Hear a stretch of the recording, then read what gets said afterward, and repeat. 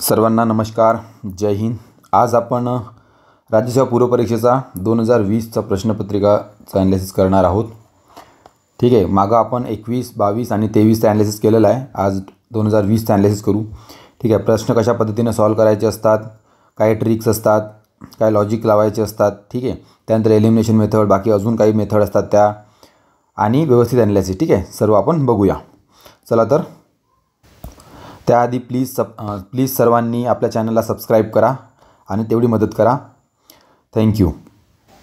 प्रश्न क्रमांक पहिला बघा, इतिहासाचा प्रश्न आहे। त्यामध्ये बघा जोड्या लावायला विचारलेला आहे। यामध्ये थोडंसं जर आपण लॉजिक लावलं तर आपल्याला माहिती आहे की जे महाराजा सवाई जयसिंग आहेत, ठीक आहे, यांनी जयपूरमध्ये जे आपल्याला जंतर मंतर म्हणून जे फेमस आहे, जंतर मंतर, जयपूर, मथुरा, दिल्ली, अशा 4 जागी जे यांनी जंतर मंतरची जे स्थापना केली ते कशाच्या बेसवर होतं, तर ते एक खगोलशास्त्रज्ञ, ठीक आहे, ते ॲस्ट्रॉनॉमर होते आणि त्यांनी फेमस ते तयार केलेलं होतं। हे सर्वांना माहिती आहे। जर तुम्हाला माहीत असतं तरी तुम्ही बीचं 3 लावून प्रश्न सोडवू शकले असते। ठीक आहे, तर इथं एकमेव बीचं 3 आहे, तर उत्तर याचं 2 आहे। ठीक आहे, बाकी बघा, तर लक्षात असू द्या की पेशवे यांच्या दरबारामध्ये युरोपियन डॉक्टर आणि विद्वान होते। त्यानंतर रघुनाथ नवलकर जे आहे ते इंग्रजी पुस्तकांचे वाचनालय त्यांनी तयार केले होते आणि विज्ञानातील प्रयोगशाळांसाठी त्यांनी प्रयोगशाळा बांधलेली होती। ठीक आहे, तंजावरचे राजे सरफोजी हे इंग्रजी शिकले आणि त्या भाषेत त्यांनी उत्तम लिखाण केलेलं आहे। ठीक आहे, बाकी लक्षात असू द्या, आणि हे महत्त्वाचं होतं। आणि त्यांनी आयोगाची अपेक्षा हीच होती की तुम्हाला एकतरी या 4पैकी लक्षात राहावं, म्हणजे जेणेकरून तुमचं उत्तरापर्यंत पोहोचू शकले पाहिजे। ठीक आहे, दुसरा प्रश्न बघा, खालीलपैकी कोणते सुलतान सय्यद घराण्यातील होते? ठीक आहे, तुम्हाला माहिती आहे सय्यद डिनॅस्टी, तर यामध्ये हे जे 4ही सुलतान होते, ठीक आहे, खिज्र खान, मुबारक शाह, मोहम्मद शाह आणि अल्लाउद्दीन अहमद शाह, हे 4ही सय्यद घराण्यातील होते। ठीक आहे, तर सय्यद घराण्याबद्दल विस्तृत पाहूया, त्यांचा कालखंड काय होता ते।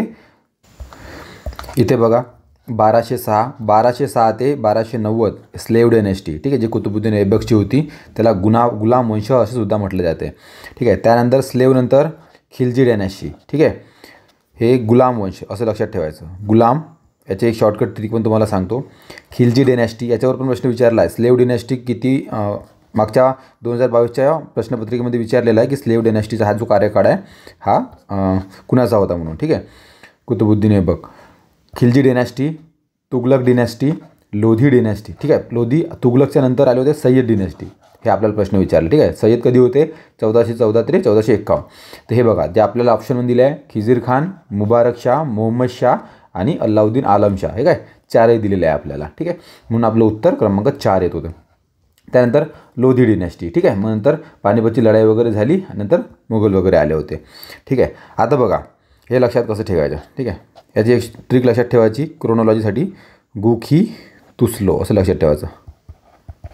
ठीक आहे, गुखी तुसलो लक्षात ठेवा, म्हणजे गुलाम वंश, खी आहेत हां, खिलजी वंश, तुगलक, सय्यद आणि लोधी डिनॅस्टी। ठीक आहे, तर गुखी तुसलो लक्षात ठेवा, म्हणजे तुम्हाला क्रोनॉलॉजी लक्षात राहील। ठीक आहे, 1206 पासून 1526 पर्यंत। ठीक आहे, गुलाम, खिलजी, तुगलक, सय्यद आणि लोधी डिनॅस्टी, क्रोनॉलॉजीवर पण प्रश्न विचारण्यात आलेला आहे। आणि हे टोटल जे डिनॅस्टी मिळून कोणती डिनॅस्टी म्हटलं जाते याला, तर दिल्ली सल्तनत, म्हणजे दिल्ली सल्तनत म्हणजे हे येतात 4ही। ठीक आहे, लक्षात ठेवायचं। तुम्हाला हे विचारू शकतं की दिल्ली सल्तनतमध्ये काय काय येतं। ठीक आहे, पुढचा प्रश्न बघूया। हा प्रश्न बघा, एकदम साधा लॉजिक लावून सॉल्व करण्याचा प्रश्न होता। ठीक आहे, एकदम साधा लॉजिक लावून, काही यामध्ये तुम्हाला ज्ञानाची आवश्यकता नव्हती। आता सर्वप्रथम बघा, तुम्हाला हे जर माहीत असतं की मयूरभंज कोणत्या राज्यात आहे तर तुम्ही सॉल्व करू शकता। ठीक आहे, मयूरभंज आहे तर ओडिसामध्ये आहे। आता बघा, कोल्हापूर आणि भोपाळ।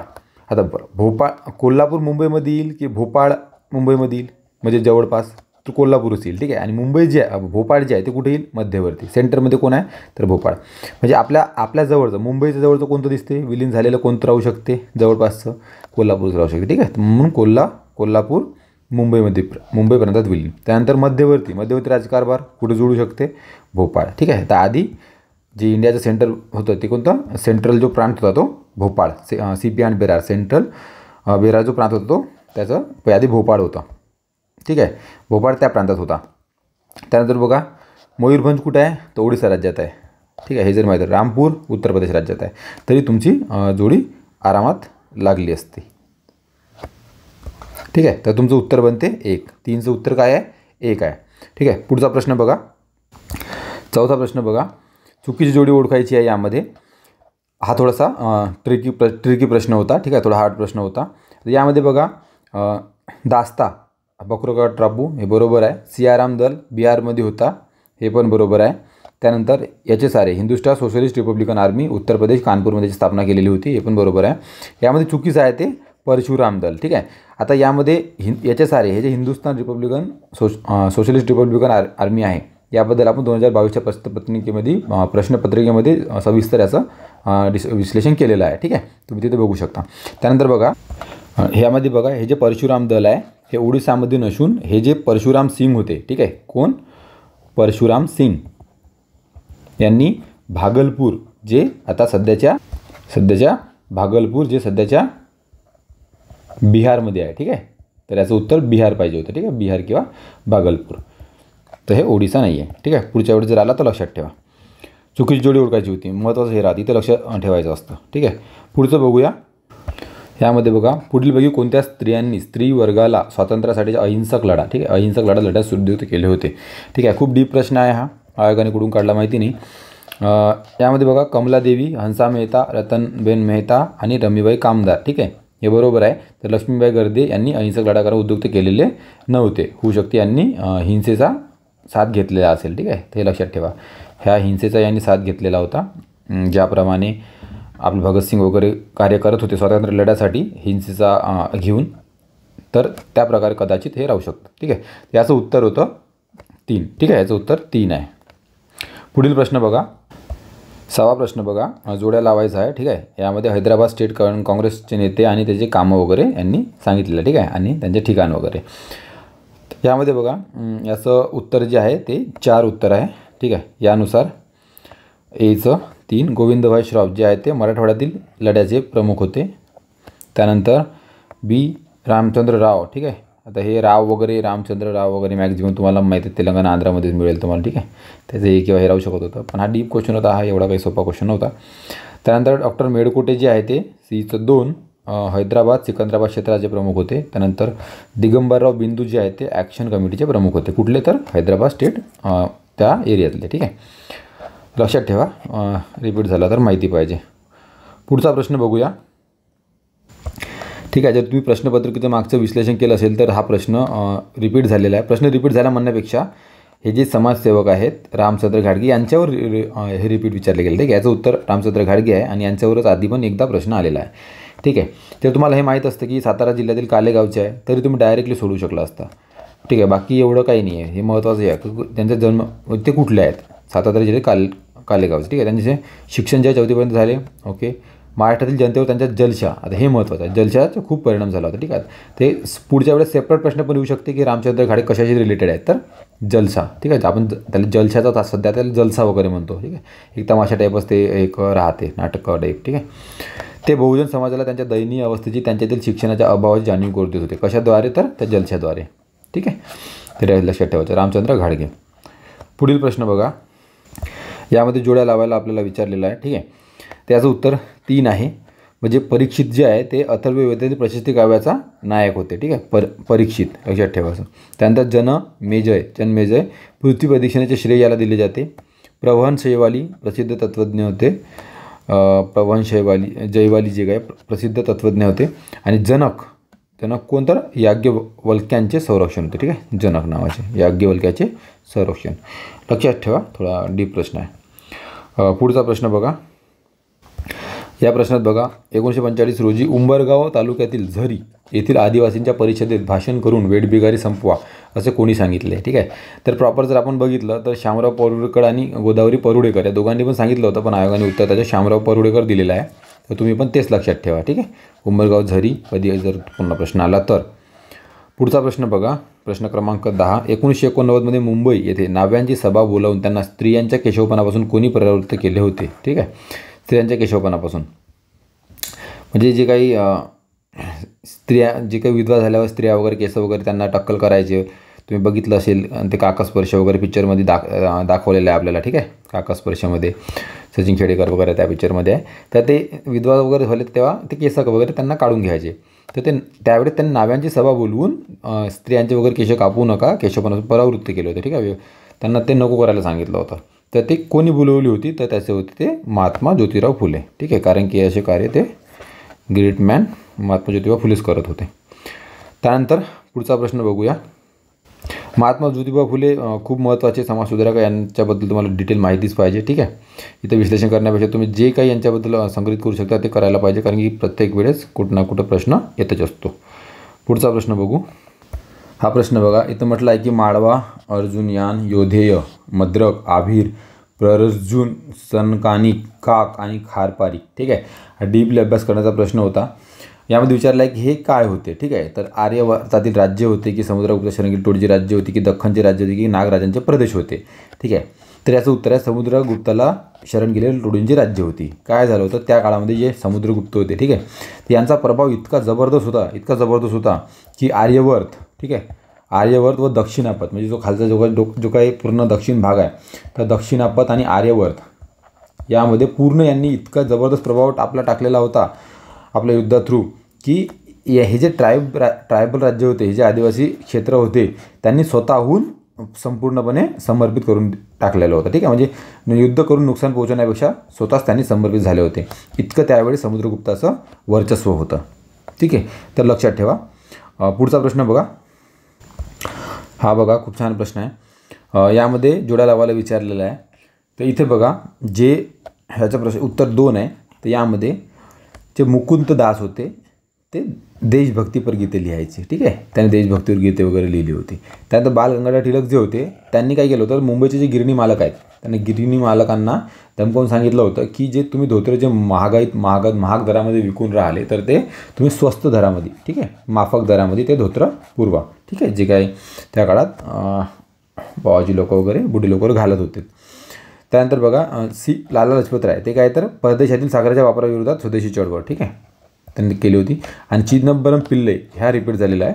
तर स्वदेशी स्टीम नेव्हिगेशन कंपनी त्यांनी स्थापित केली होती, ठीक आहे, चिदंबरम पिल्लई यांनी.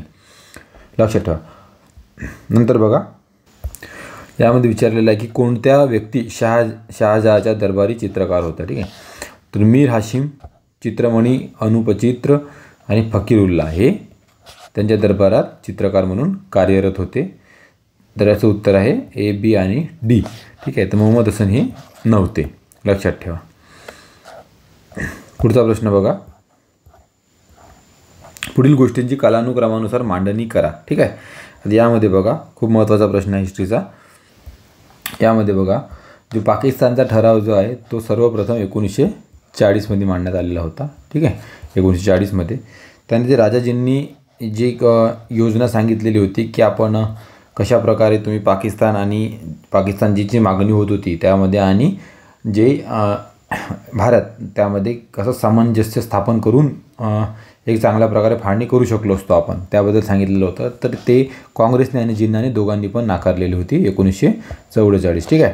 त्यानंतर त्यांनी जे सूत्र आहे जे त्यांनी इथे सांगितलं होतं तेच सूत्र त्यांनी लिखितमध्ये प्रॉपर एक दस्तावेज तयार केला होता, त्यालाच राजाजीचे सूत्र असे म्हटलं जाते, ठीक आहे. तर ते जेव्हा फेटाळले त्यानंतर त्यांनी तयार केले, ते 44मध्येच केले, 1944मध्ये, पण याच्या नंतर केले होते, ठीक आहे.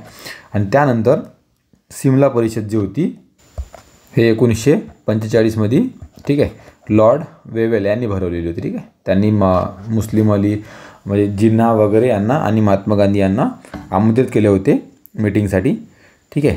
जसे की आधीच्या सगळे जे फेल्युअर झाले होते सर्व, तर काहीतरी इथून रस्ता निघेल बा त्याकरिता त्यांनी ते मीटिंग बोलवलेली होती.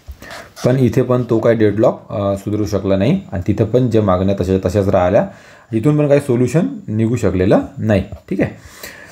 तर यामध्ये बघा जे राजाजीचे जे सूत्र होते, जे राजाजीचा जो काही फॉर्म्युला होता त्यामध्ये त्यांनी काय मेन्शन केलं होतं की काँग्रेस आणि जे मुस्लिम लीग आहे ते एकत्र मिळून ब्रिटिशांच्या विरुद्ध लढले पाहिजे, ठीक आहे. त्यानंतर ज्या वेळेस पॉवर ट्रान्सफर केली जाईल ब्रिटिशाकडून इंडियाला त्यावेळेस पाकिस्तानची निर्मिती केल्या जाईल, ठीक आहे. जे मुस्लिम पाकिस्तानमध्ये राहू इच्छितो त्यांच्यासाठी सेपरेट, आणि ज्या भागामध्ये मॅक्झिमम पॉप्युलेशन हे इक्वल असेल म्हणजे हिंदू आणि मुस्लिम इक्वल प्रपोर्शनमध्ये असेल तर तिथं प्लेबिसाईड केल्या जाईल, म्हणजे जे काही आपण इलेक्शनच म्हणूया, म्हणजे इलेक्शन केल्या जाईल आणि त्यानुसार ज्याच्याकडे जास्त वोट येईल तर ते पाकिस्तान किंवा इंडियामध्ये जाईल असं त्यांनी ठरवलेलं होतं. म्हणून त्यासाठी हे कॅन्सल केलं, म्हणजे नाकारले, फेटाळण्यात आले ते राजाची योजना जी आहे ते. ठीक आहे. पुढचा प्रश्न बघा. खूप सोपा प्रश्न होता हा, प्रश्न क्रमांक 15. यामध्ये नॅचरल हिस्ट्री हा ग्रंथ कोणी लिहिला हे विचारण्यात आलेलं होतं. ठीक आहे. तर हे जे महत्त्वाचे बुक्स आहे कोणी लिहिले ते तुम्हाला माहिती पाहिजे.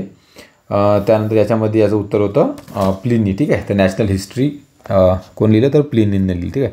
ते नॅचरल हिस्ट्रीलाच नॅचरल हिस्टोरिका पण म्हटलं जातं. ठीक आहे. नॅचरल हिस्टोरिका ते पण तुम्ही लक्षात ठेवा, नॅचरल हिस्टोरिका. ठीक आहे. पुढे जॉग्रफीचा पाठ सुरू होते. प्लीज कृपया ज्यांनी सबस्क्राईब त्यांनी प्लीज सबस्क्राईब करा. ठीक आहे. आपण पुढे जॉग्रफीचा पाठ बघूया. प्रश्न क्रमांक 16 बघा.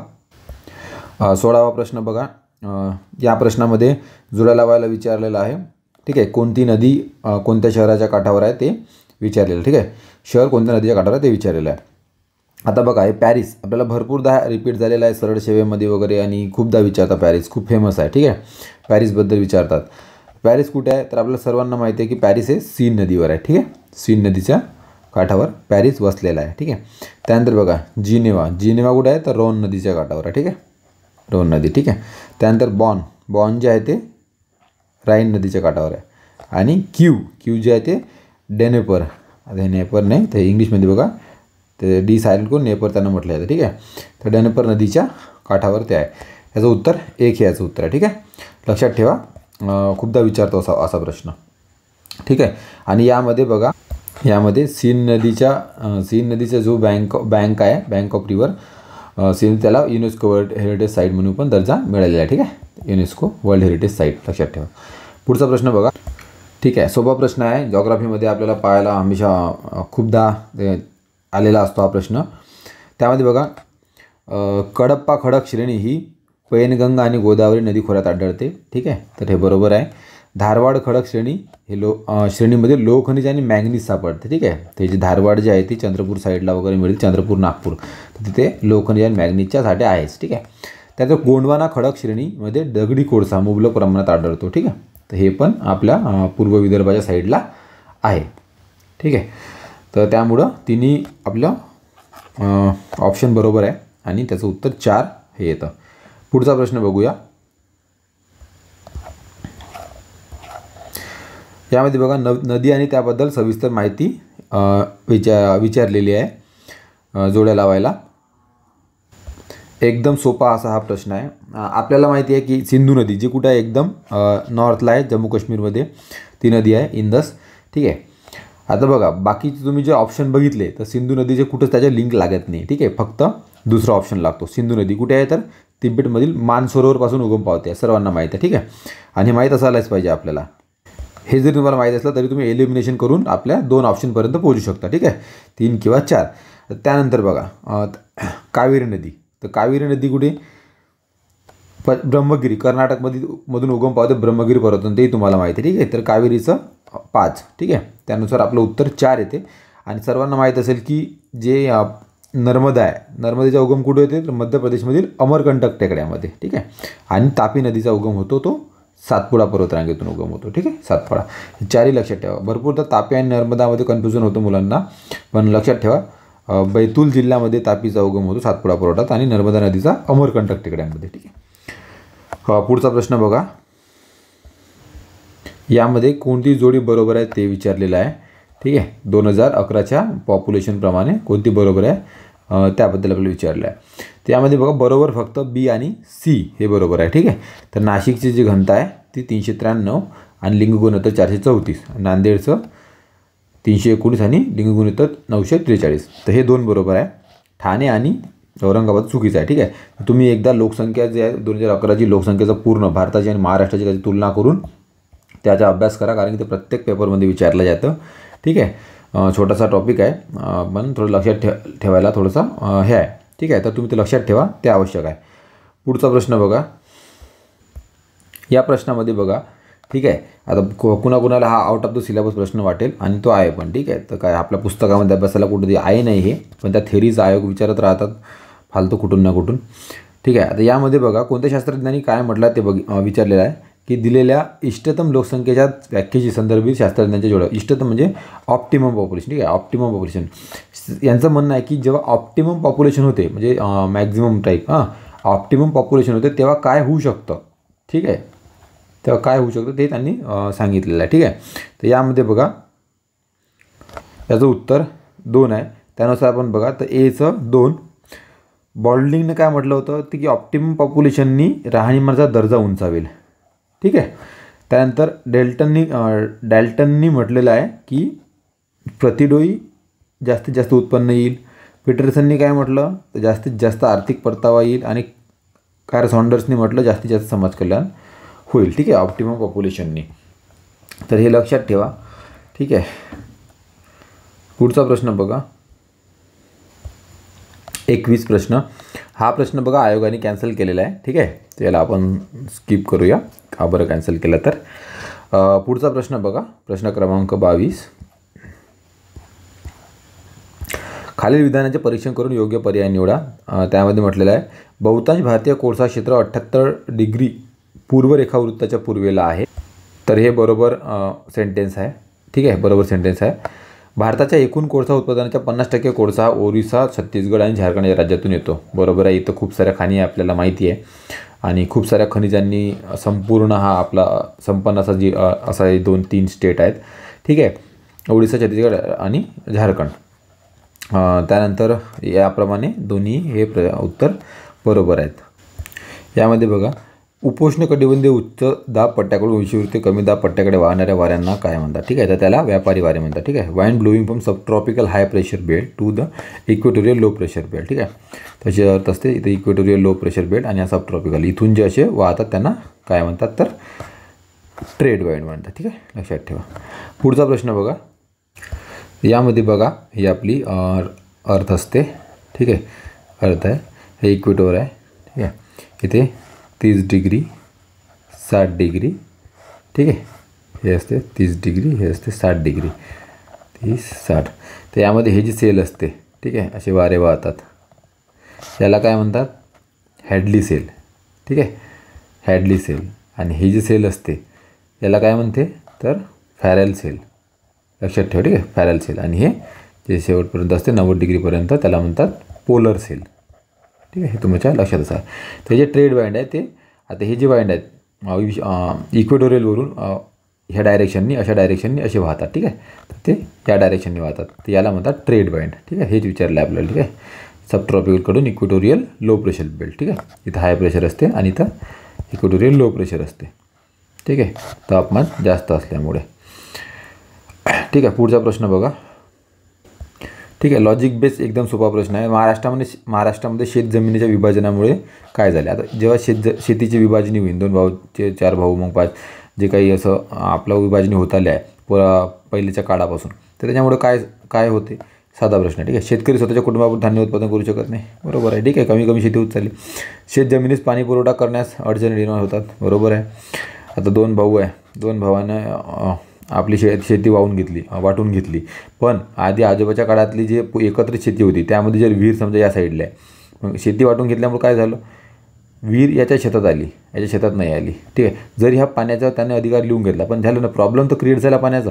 तो म्हणून काही दिवसांना म्हणलंच ना की माझ्या वावरात शेती आहे. ठीक आहे, तसा प्रॉब्लेम क्रिएट होते. आधुनिक शेती अवजारांचा आर्थिकदृष्ट्या उपयोग परवडत नाही. ठीक आहे, आधी खूप मोठं शेत होतं त्यामुळं जे आधुनिक ट्रॅक्टर फॅक्टर आहे ते सर्व आपण एकत्रित चांगलंरित्या मारू शकतो. पण आता जे डिवायडेशन झालं त्यामुळे काय शेती छोटी झाल्यामुळे जे आधुनिक तंत्र आहे त्याचा उपयोग प्रॉपर होऊ शकत नाही आहे. शेतीवर व्यक्तिगत लक्ष ठेवणे आर्थिकदृष्ट्या परवडत नाही. ठीक आहे, मोठी होती उत्पन्न जास्त होतं तर ते व्यक्तिगत लक्ष ठेवणं परवडत होतं. आता छोटी आहे त्यामुळं ते 24 घंटे शेतामध्ये बसू शकत नाही. आता एका एकरासाठी जर एखादा घरचा माणूस 24 घंटेच्या शेतात राखण करत असेल ते परवडणार आहे का नाही. ते जर 100 एकर असेल तर ते परवडणार आहे. ठीक आहे, सर्व बरोबर आहे. नॉर्मल स्टेटमेंट आहे सर्व. ठीक आहे, पुढचा प्रश्न बघा. ठीक आहे, याच्यामध्ये करेक्ट विचारलेलं आहे काय आहे ते त्यांनी विचारलं आहे की ओशन फ्लोअरमध्ये काय समाविष्ट केले जाते. ठीक आहे, सागरी तळ खालील प्रमुख विभागात विभागले जातात. तर ते सागरी तळ आहे ते कोणकोणते आहे ते विचारलं. ठीक आहे, त्यामध्ये येते कंटिनेंटल शेल्फ. ठीक आहे, त्यानंतर continental slope, deep sea plain आणि ओशनिक डीप्स. ठीक आहे, हे जे 4 आहे ते येतं. ठीक आहे, याचं उत्तर 2 येतं. ठीक आहे, A, B, E आणि F. लक्षात ठेवा A, PEF. मराठीमध्ये भूखंड म्हणजे भूखंड उतार, खोल सागरी मैदान आणि सागरी डोह. हे कशामध्ये येते तर सागरी तळ याच्यामध्ये. ठीक आहे. पुढचा प्रश्न बघा. या प्रश्नामध्ये बघा जे धारवाड खडक श्रेणी आहे. ठीक आहे. धारवाड रॉक सिस्टम आणि कोणत्या विभागाच्या अंतर्गत कोणते विभाग येतात, जे कोणत्या श्रेणी येतात ते जोड्या लावायला विचारलं आहे. ठीक आहे. तर बघा. ठीक आहे. तर हे जे आहे हे धारवाड श्रेणीचे प्रकार आहेत इतर. ठीक आहे. हे चॅम्पियन श्रेणी, चिल्पी, रियालो आणि आयरन ओर श्रेणी. ठीक आहे. तर चॅम्पियन श्रेणी कुठं पाहायला मिळते आपल्याला तर ती कोलार रायचूरमध्ये. त्यानंतर चिल्पी श्रेणी जर कुठं पाहायला मिळते ती बालाघाट जबलपूरमध्ये. रियालो श्रेणी हे दिल्ली, हे लक्षात ठेवायचं. ठीक आहे. रियालो दिल्ली हे लक्षातच ठेवायचं. ठीक आहे. हे महत्त्वाचं आहे. त्यानंतर आयरन ओर सिंगभूम. सिंगभूममध्ये भरपूर सारे आयरन ओर आहे, त्याच्यावर पण लक्षात राहू शकते. त्यानंतर याचं उत्तर येतं 1. ठीक आहे. पुढचा प्रश्न बघा. पुस्तकामध्ये दिला आहे याचं डिटेल, UPSCच्या वगैरे पुस्तकात, राजश्रीच्या पुस्तकामध्ये जॉग्रफीच्या आणि NCERT आणि स्टेट बोर्डमध्ये पण मला वाटतं दिलेलं आहे. पुढचा प्रश्न यामध्ये बघा. नंदुरबार जिल्ह्यातील तालुक्यांच्या उत्तरेकडून दक्षिणेकडे. ठीक आहे. म्हणजे वरून खाली तालुक्यांचा योग्य क्रम लावायचा. ठीक आहे. तर भूगोलाच्या लेक्चरमध्ये मी तुम्हाला आधीच सांगितलेलं आहे की नंदुरबार, गडचिरोली अशा जे जिल्हे आहेत भंडारा, गोंदिया याच्यावर आयोग जास्त लक्ष देत असतं. आणि आता याच्यात कमीत कमी नंदुरबारमध्ये मला वाटतं 4च तालुके आहेत. तर त्यामुळे हे विचारणं हे होतं. ठीक आहे. योग्य होतं. तर नंदुरबार जिल्ह्याचा आपण मॅप पण पाहू. ठीक आहे. याचं उत्तर जे आहे ते आहे धाडगाव, तडोदा आणि नंदुरपूर. ठीक आहे. म्हणजे वरून खाली धाडगाव, तडोदा, नंदुरपूर. ठीक आहे. नंदुरबारचा आपण मॅप बघूया. या नंदुरबारच्या तुम्ही मॅपमध्ये बघा. ठीक आहे. वर जे आहे ते दिलं आहे अक्राणी. ठीक आहे. तर यालाच धाडगाव अक्राणी म्हणतात. ठीक आहे. तर जे धाडगाव आहे त्यालाच धाडगाव अक्राणीसुद्धा म्हणतात. ठीक आहे. तर धाडगाव, तडोदी आणि नंदुरबार. ठीक आहे. तो उत्तरेकडून दक्षिणेकडे असा त्याचा क्रम असतो. धाडगाव, तडोदी आणि नंदुरबार. ठीक आहे. थोडं लक्षात ठेवायला हेच आहे, पण तरी लक्षात ठेवावं लागेल. ठीक आहे. कारण की आपला आयोग आहे. ठीक आहे. पुढचा प्रश्न बघा. आणि अजून याच्यामध्ये एक की जे नंदुरबार आहे. ठीक आहे. ते दोन राज्याला जे लागून असा जिल्हा असतो त्याच्यापैकी हा एक आहे. धुळे पण आहे जो मध्य प्रदेशला पण लागून आहे आणि इकडे गुजरातला लागून आहे. त्याचप्रकारे मध्य प्रदेशला आपला नंदुरबार आहे जो मध्य प्रदेशला पण लागून आहे आणि गुजरातला पण लागून आहे. ठीक आहे. पुढचा प्रश्न बघूया. ठीक आहे. तर हा थोडा लॉजिकली आणि एकदम सोपा असा प्रश्न होता. ठीक आहे. इझी प्रश्न जर तुम्हाला माहीत असेल तर.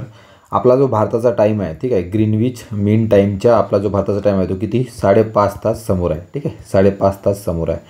ठीक आहे. म्हणजे जेव्हा आपल्याकडे सूर्य निघाला, समजा भारतामध्ये जेव्हा सूर्य निघाला तेव्हा अजूनसुद्धा युरोपमध्ये रात्रच असेल. ठीक आहे. अजून तिकडे सूर्य निघायचा असेल.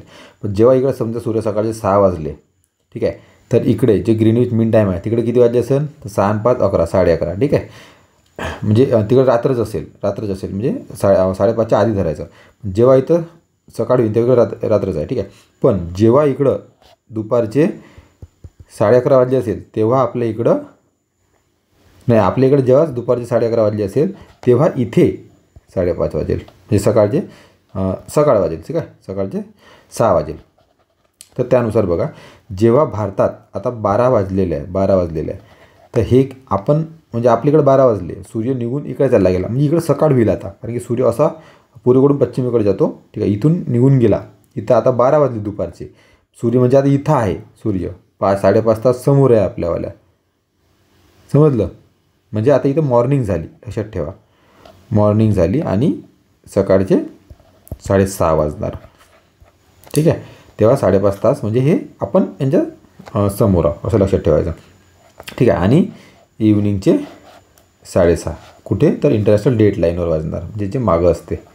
ठीक आहे. पॅसिफिक समुद्रामध्ये जी लाईन आहे त्याला म्हणतात इंटरनॅशनल डेट लाईन. तिथे किती वाजेल तर इव्हनिंगचे 6:30. ठीक. कारण की आपण यांच्या 12 तास मागे आहोत.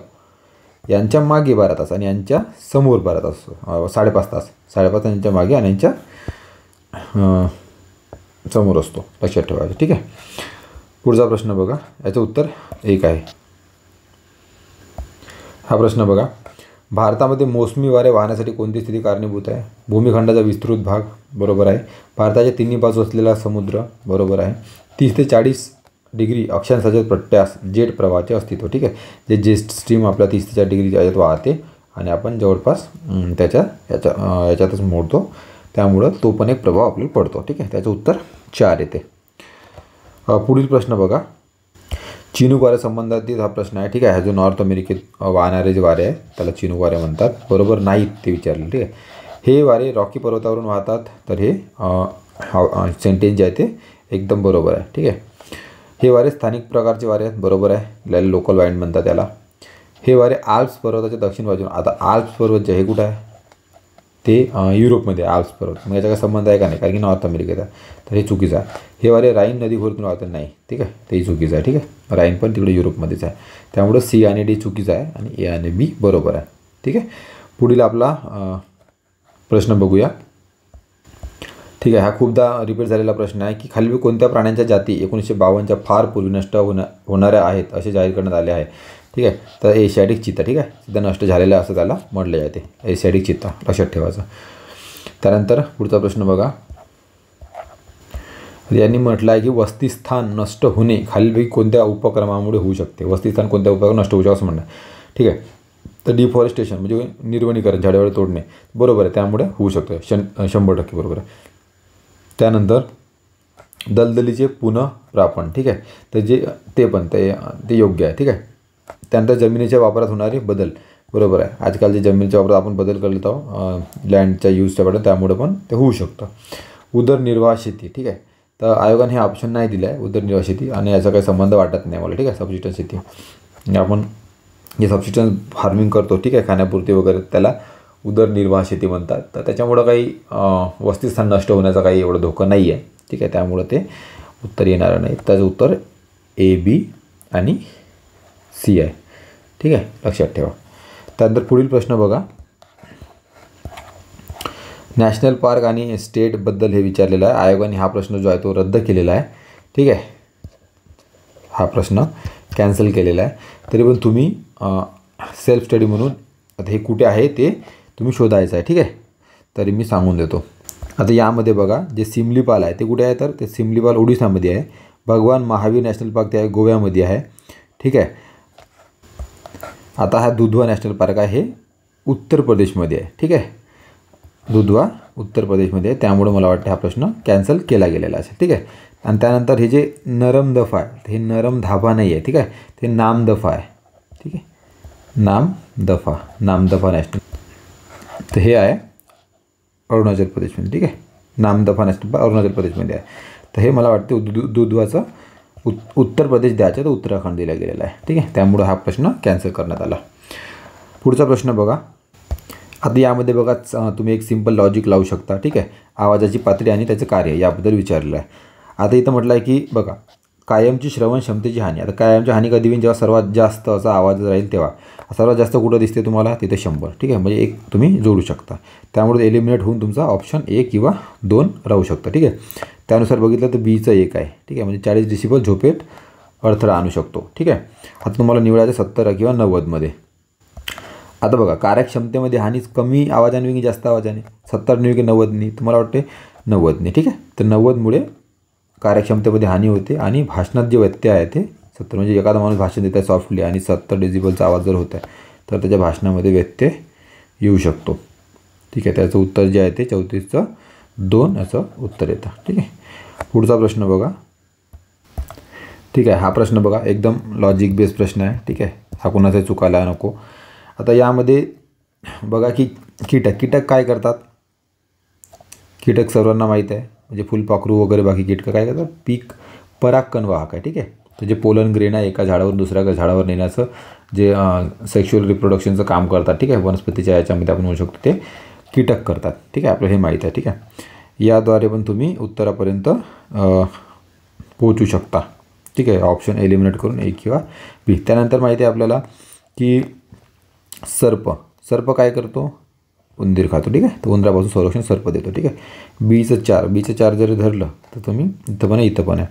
त्यानंतर बघा गांडूळ काय करतो, जमिनीची सुपीकता. आपण गांडूळ खत वगैरे माहिती आहे कशापासून, तर ते जमिनीची सुपीकता. ठीक आहे, आणि बेडूक काय करतो, तर कीटकांना खातो. ठीक आहे, सीचं 1. त्यानंतर याचं आन्सर 1 आहे. ठीक आहे, पुढचा प्रश्न बघा, सोपी होता हा एकदम. पुढचा प्रश्न बघा, इथून इकॉनॉमीचा पार्ट सुरू होते. तत्पूर्वी तुम्ही कोणी सबस्क्राईब केलं नसेल तर प्लीज सबस्क्राईब करा. ठीक आहे, बघूया. हा पुढील प्रश्न बघा. हा प्रश्न आयोगाने कॅन्सल केलेला आहे. ठीक आहे, याला आपण स्किप करूया. पुढचा प्रश्न बघा. हा प्रश्न बघा, हा थोडा कॉम्प्लिकेटेड प्रश्न आहे. तर आयोगाने याचं उत्तर कसं काढलं याचा अंदाज लावूया. ठीक आहे, अदृश्य मुली व महिला ही संकल्पनात्मक स्थिती पुढील कोणत्या बाबीमुळे होते? अदृश्य मुली महिला म्हणजे कसं, जे मिसिंग गर्ल्स किंवा वुमन राहतात. ठीक आहे, ज्या कंप्लेंट दर्ज होतात पोलीस स्टेशनला आपल्या मिसिंगच्या, ते कशामुळं, तर मुलगाच हवा असण्याची प्राधान्यता आणि हव्यास. ठीक आहे, ह्या आयोगाने सांगितलेलं आहे योग्य आहे म्हणून. ठीक आहे, त्यामुळं काय होतं की मुलगाच हवा असल्यामुळं जे मग मुलीचा वगैरे जन्म झाला तर तिला मारून टाकला जातात. ठीक आहे, त्या अशा घटना वगैरे घडत असतात. मग एखादा समजा मुलगी जर जन्माला आली हॉस्पिटलमध्ये, मग काय होतात की तिला दुसरीकडे ठेवून म्हणजे हे केल्या जातात, किंवा मग मुलगा जर कोणाला झाला असेल तर तो मुलगा घेऊन दुसरं चाललं जातं. ठीक आहे, अशा घटना खूप पाहायला मिळतात. त्यानंतर सांगितलं आहे की उच्च माता मृत्यूदर. ठीक आहे, माता मृत्यूदर जास्त प्रमाण असणं हे एक अदृश्य मुली व महिलाचं एक त्या बाबीमुळे होतं असं आयोगाचं म्हणणं आहे. ठीक आहे, त्या आयोगाने याचं उत्तर ए आणि डी सांगितलेलं आहे. ठीक आहे, तर कोणता बेस घेतला तर काय सांगता येत नाही, कारण की बाकी पण गोष्टी राहू शकतात. पण ठीक आहे, आता आयोगाने 2 सांगितलेलं आहे. ठीक आहे, पुढचा प्रश्न बघूया. आता यामध्ये बघा, कोणतं बरोबर नाही विधान हे विचारलेलं आहे की सांसद आदर्श ग्राम योजनेबद्दल. आता ही योजना 2016 सादर करण्यात आलेली आहे. ठीक आहे, हे बरोबर आहे की चूक बघूया. खासदार 2019पर्यंत 2 किंवा अधिक मॉडेल विलेज विकसित करू शकतात. ठीक आहे, एकदम बरोबर आहे. यामध्ये भारतातील 2,500पेक्षा अधिक खेडी समाविष्ट आहेत, हे पण बरोबर आहे. ठीक आहे, आता हे कोणत्या वर्षी आली हे आपण मॅपमध्ये बघूया. ठीक आहे, तर ही बघा, यामध्ये सांगितलेलं आहे की लॉन्च कधी झाली तर 2014मध्ये. ठीक आहे, तर 2016मध्ये नाही झाली, ती 2014मध्ये लॉन्च झाली. ठीक आहे, म्हणून पहिलं जे आहे ते आपलं चुकीचं ठरतं. ठीक आहे, त्याचं उत्तर 1 येईल. ठीक आहे, बरोबर नाही ते विचारलेलं आहे. पुढचा प्रश्न बघा. तुम्ही या वर्षीचा जो SDG निर्देशांक असतो भारताचा, ठीक आहे, जो नीती आयोग वगैरे काढतो, ते लक्षात पाठांतर करून घ्यायला पाहिजे की प्रत्येक वर्षी SDGवर प्रश्न विचारण्यात येतात. ठीक आहे, तर आता 2018चा आहे. ठीक आहे, आता काही एवढा तो व्हॅल्युएबल नाही आहे, तरी पण आपण एकदा अभ्यासून बघू. तर भारताचा सरासरी निर्देशांक 57 आहे, बरोबर आहे. ठीक आहे, तेव्हा होता हा, बरोबर होता. महाराष्ट्र आघाडीच्या गटात आहे. ठीक आहे, आघाडी नाही तर मीडियम गटात असतात. ठीक आहे, ते एकदा इन फ्रंटमध्ये सध्या मला वाटतं SDGमध्ये कुणीच नाही आहे. ठीक आहे, उत्तर प्रदेश राज्यासमोर उत्तम या गटात नाही आहे. ठीक आहे, हा एकदम खाली आहे, त्यामुळे ते दोन्ही चुकीचं आहे, एक बरोबर आहे. पुढचा प्रश्न बघा. GATT, general agreement on trade and tariff, एकदा तर याच्यावर फुल फॉर्म विचारलेला होता. ठीक आहे, ते दोन्ही लक्षात ठेवा तुम्ही. संबंधात पुढील विधाने विचारात घ्या. गॅटची स्थापना 1948 साली झाली. ठीक आहे, तर हे एकदम बरोबर आहे, 48 साली झाली. सुरुवातीला काळात गॅटचे 23 सदस्य होते. ठीक आहे, हे पण बरोबर आहे. WTO गॅटचे एक प्रकारे उत्तराधिकारी आहे. ठीक आहे, पहिलं काय होतं तर गॅट होतं, मग गॅटचंच कन्व्हर्शन WTOमध्ये झालं. ठीक आहे, गॅटला कॅन्सल करून WTOची स्थापना करण्यात आली. द्विपक्षीय व बहुपक्षीय व्यापार कराराचे गॅट हे प्रशासन करते, तर हे चुकीचं आहे, त्याचं हे प्रशासन करत नाही, लक्षात ठेवा. ठीक आहे, तर याचं उत्तर येते A, B आणि C बरोबर आहे. हे द्विपक्षीय आणि बहुपक्षीय कराराचं वगैरे ते प्रशासन करत नाही, त्यांना ते एंटरटेन करत नाही. पुढचा प्रश्न बघा. यामध्ये पण काय बरोबर आहे ते विचारलेलं आहे. राष्ट्रीय बाल मजूर प्रकल्प 2015मध्ये सुरू करण्यात आला, बरोबर आहे. ठीक आहे, त्या अंतर्गत 9 ते 14 वर्षे दरम्यानच्या श्रमिक मजूर गटातून सुटका केलेल्या मुलांना व्यावसायिक प्रशिक्षण दिले जाते. ठीक आहे, हे पण बरोबर आहे. त्या अंतर्गत सुटका केलेल्या मुलांना पाठ्यवेतन दिले जाते, पाठ्यपुस्तक वगैरे पण त्यांना अभ्यासाला दिली जातात. ठीक आहे, म्हणून तिन्ही पण वरीलपैकी तिन्ही बरोबर आहे. ठीक आहे, ॲक्च्युली मेन्सचे वगैरे क्वेश्चन राहतात. ठीक आहे, पुढचा प्रश्न बघा. यामध्ये बघा, आर्थिक सुधारणा आणि त्याचे उद्दिष्ट दोघांच्या जोड्या लावायला विचारलेलं आहे. आता आपल्याला माहिती आहे की विमुद्रीकरण जे केलेलं होतं, कशासाठी केलं होतं तर जे आपले फेक करन्सी वगैरे आहे, ठीक आहे, तर ते निष्कासित होईल व त्यामुळं, तर ते एक त्याचा उद्देश होता. ठीक आहे, म्हणून Aचं 2. त्यानुसार तुम्ही बघितलं तुमच्या एलिमिनेटनुसार 3 किंवा 2 हे उत्तर राहू शकते. ठीक आहे, Bचा 1 सांगितलं आहे, म्हणजेच नवा बेनामी कायदा कशासाठी होता तर काळ्या पैशाचे नियंत्रण करण्यासाठी होता.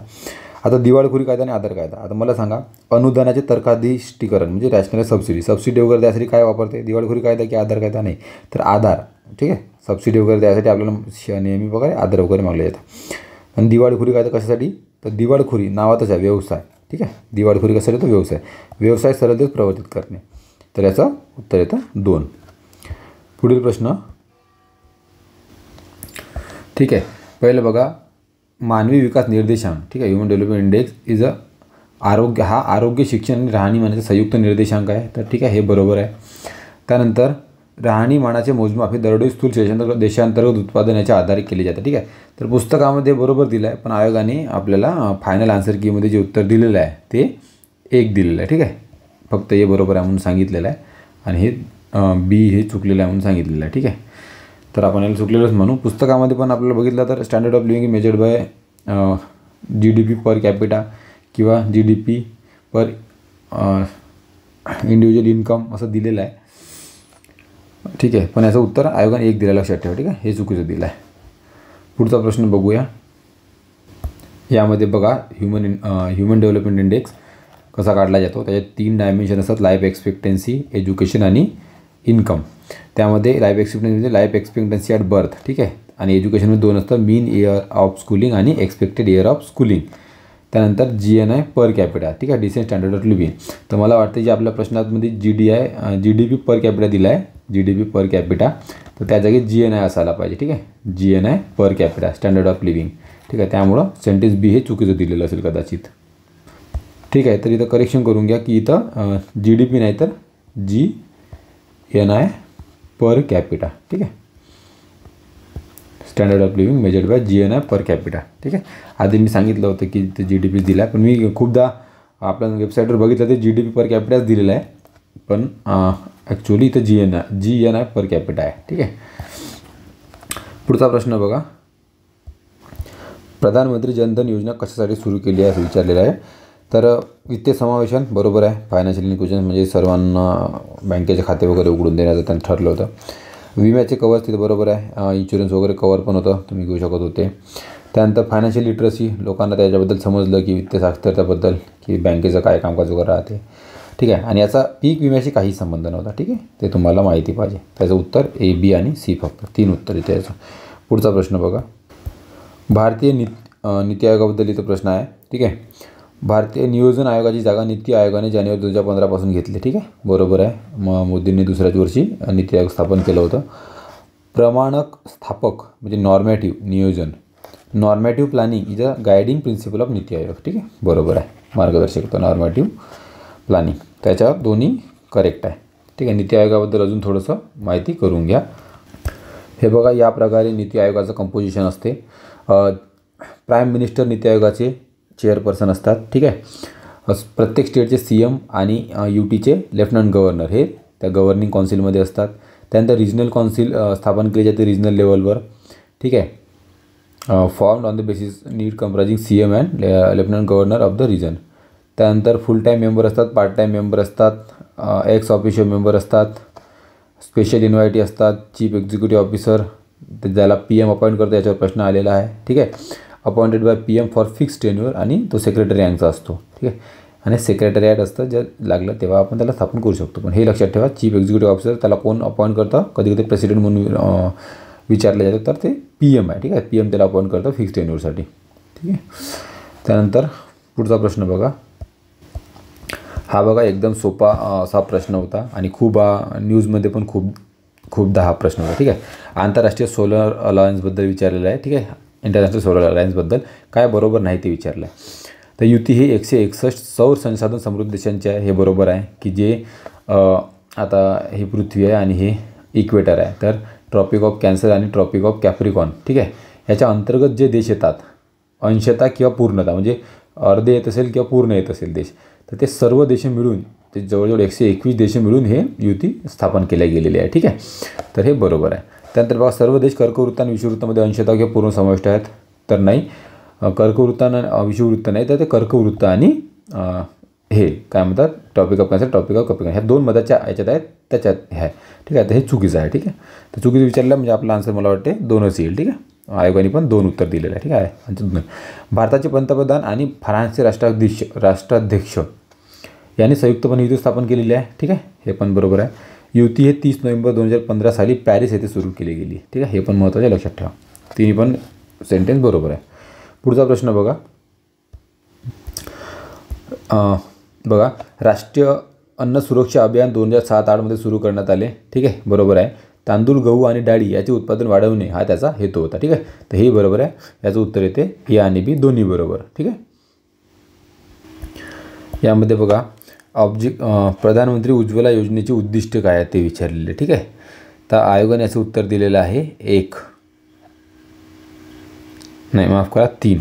ठीक आहे, म्हणजे 1 हे उत्तर दिलं आहे. ठीक आहे, महिला व मुलांच्या आरोग्यात सुधारणा घडवून आणणे हे प्रधानमंत्री उज्ज्वला योजनेचे उद्दिष्ट आहे असं आयोगाने सांगितलेलं आहे. उत्तर त्याचे 3 दिलेलं आहे, म्हणजेच ए फक्त. ठीक आहे, तर बघा आता इथं बघा, याच्यामध्ये इथं दिलेलं आहे की प्रधानमंत्री उज्ज्वला योजना smoke free house to all including children. ठीक आहे, तर इथून जर तो उद्देश दिला असेल तर माहीत नाही, तर यामध्ये ते सांगितलं आहे. ठीक आहे, यामध्ये बघा जवळजवळ 5 crore woman directly benefit from the all allocation of, त्यांना 5 करोड परिवाराला सिलेंडर मिळणार होतं.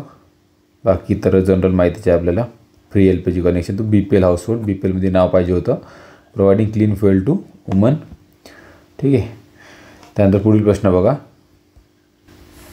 आता यामध्ये अतिरिक्त रोजगार निर्मिती तर ते येणार नव्हतं, पण महिला सक्षमीकरण यायला पाहिजे होतं. ठीक आहे, पुढचा प्रश्न बघा.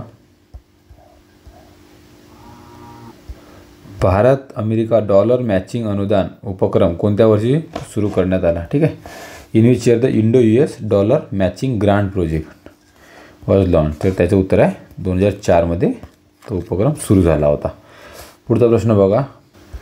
या प्रश्नामध्ये आपल्याला काय अयोग्य आहे ते विचारलेलं आहे. विशिष्ट कालावधीत देशाच्या नागरिकांनी उत्पादित केलेल्या वस्तू व सेवाच्या एकूण पैशातील मूल्य म्हणजे स्थूल राष्ट्रीय उत्पन्न होय, GNP, ग्रॉस नॅशनल प्रोडक्ट. एकदम बरोबर आहे. ठीक आहे, GNPची व्याख्या. ठीक आहे, त्यानंतर बघा, उत्पन्नाचा असा भाग जो देशात उत्पादित होतो परंतु परदेशी नागरिकांना प्राप्त होतो नाही, चुकीचं आहे. ठीक आहे, असं काहीच नाही कुठे. प्रति माणसी उत्पन्न हे देशातील लोकांचे सीमांत उत्पन्न दर्शवते. ठीक आहे, नाही हे पण चुकीचं आहे. त्याचं उत्तर आहे आपल्याला B आणि C, कारण की 2 आणि 3 हे चुकीचं आहे. ठीक आहे, यामध्ये बघा, दूरसंचार उपग्रहाची गती पृथ्वीच्या गतीची सापेक्षपणे 0 असते. सापेक्ष म्हणजे रिलेटिव्ह. ठीक आहे, रिलेटिव्ह जी स्पीड त्याची 0 असते, म्हणजे सारखे आहे दोघे असतं त्याचं म्हणणं आहे. म्हणून तो उपग्रह पृथ्वीवरील माणसास स्थिर आहे असे वाटते. ठीक आहे, तर दोन्ही सेंटेन्स हे बरोबर आहे.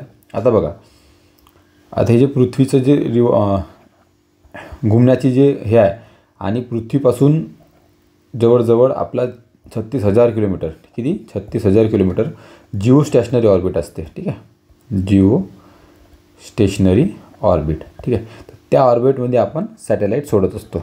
ठीक आहे, तर ह्या सॅटेलाईटच्या रोटेशनची गती आणि पृथ्वीच्या रोटेशनची गती हे सारखी असते. ठीक आहे, तर गती सारखी असल्यामुळं काय होते, आपल्याला इथून आपण बघितलं तर जशी पृथ्वी पण सेम घुमते आणि ते पण सेम घुमत आहे, ते गती सारखी असल्यामुळं हे आणि सॅटेलाईट हा आपल्याला सेम दिसतो. ठीक आहे, म्हणजे याची मूवमेंट दिसत नाही, असं वाटतं की आपल्या एकाच जागेवर स्थिर आहे. ठीक आहे, तर बरोबर आहे. तर कशामुळे स्थिर आहे असं वाटते की त्या रिलेटिव्ह गती 0 असल्यामुळं स्थिर आहे असं वाटते, म्हणजे याचं हे कारण आहे, आपण असं म्हणू शकतो. ठीक आहे, तर ए विधान बरोबर आहे आणि B त्याची कारणमीमांसा आहे. ठीक आहे, आणि पृथ्वीपासून 100 ते 150 किलोमीटरवर ज्या सॅटेलाईट असतात त्याला काय म्हणतात, तर ते त्या ऑर्बिटवर असतात. ऑर्बिटला काय म्हणतात, तर त्याला पोलर ऑर्बिट म्हणतात. ठीक आहे, पोलर ऑर्बिट. आणि त्याच्यावर जे सॅटेलाईट असतात तर ते पृथ्वीसोबत घुमत नाही गोल राऊंड, तर ते पोल टू पोल घुमतात. ठीक आहे, जे हे जे जिओ स्टेशनरी सॅटेलाईट हे जे आहे ते कसे असे राऊंड घुमतात. ठीक आहे, ईस्ट टू वेस्ट आपण म्हणू शकतो, पण हे जे आहे ते पोल टू पोल घुमतात. ठीक आहे, नॉर्थ टू साऊथ असे पोल टू पोल घुमतात. ठीक आहे, त्यानंतर पुढील प्रश्न बघा. यामध्ये म्हटलेलं आहे की जेव्हा एखादी ध्वनी तरंगाचे संपीडन दृढ भिंतीवर आदळले तेव्हा तो प्रतिबिंबित रूप हे म्हणजे when a compression of a sound wave is incident on the rigid wall is reflected. म्हणजे हे समजा एक वॉल आहे आणि इथं साऊंड वेव्ह याच्यावर आदळली तर ते त्याचं काय होईल म्हणते, फेज कितीने चेंज होईल. त्याचा फेज चेंज होत नाही, ज्या डायरेक्शनने ते गेलं त्याच डायरेक्शनने ते रिव्हर्स बॅक येतात. ठीक आहे, त्याचं कुठल्याही प्रकारे फेज चेंज होत नाही. ठीक आहे, म्हणून compression with no phase change. कंप्रेशनमध्ये असतं पण त्याचा फेज चेंज होत नाही, याचं उत्तर आहे. ठीक आहे, पुढचा प्रश्न बघा. आता बघा, the ratio of C14 carbon to C12 carbon, ठीक आहे, changes continuously for dead bodies or plants.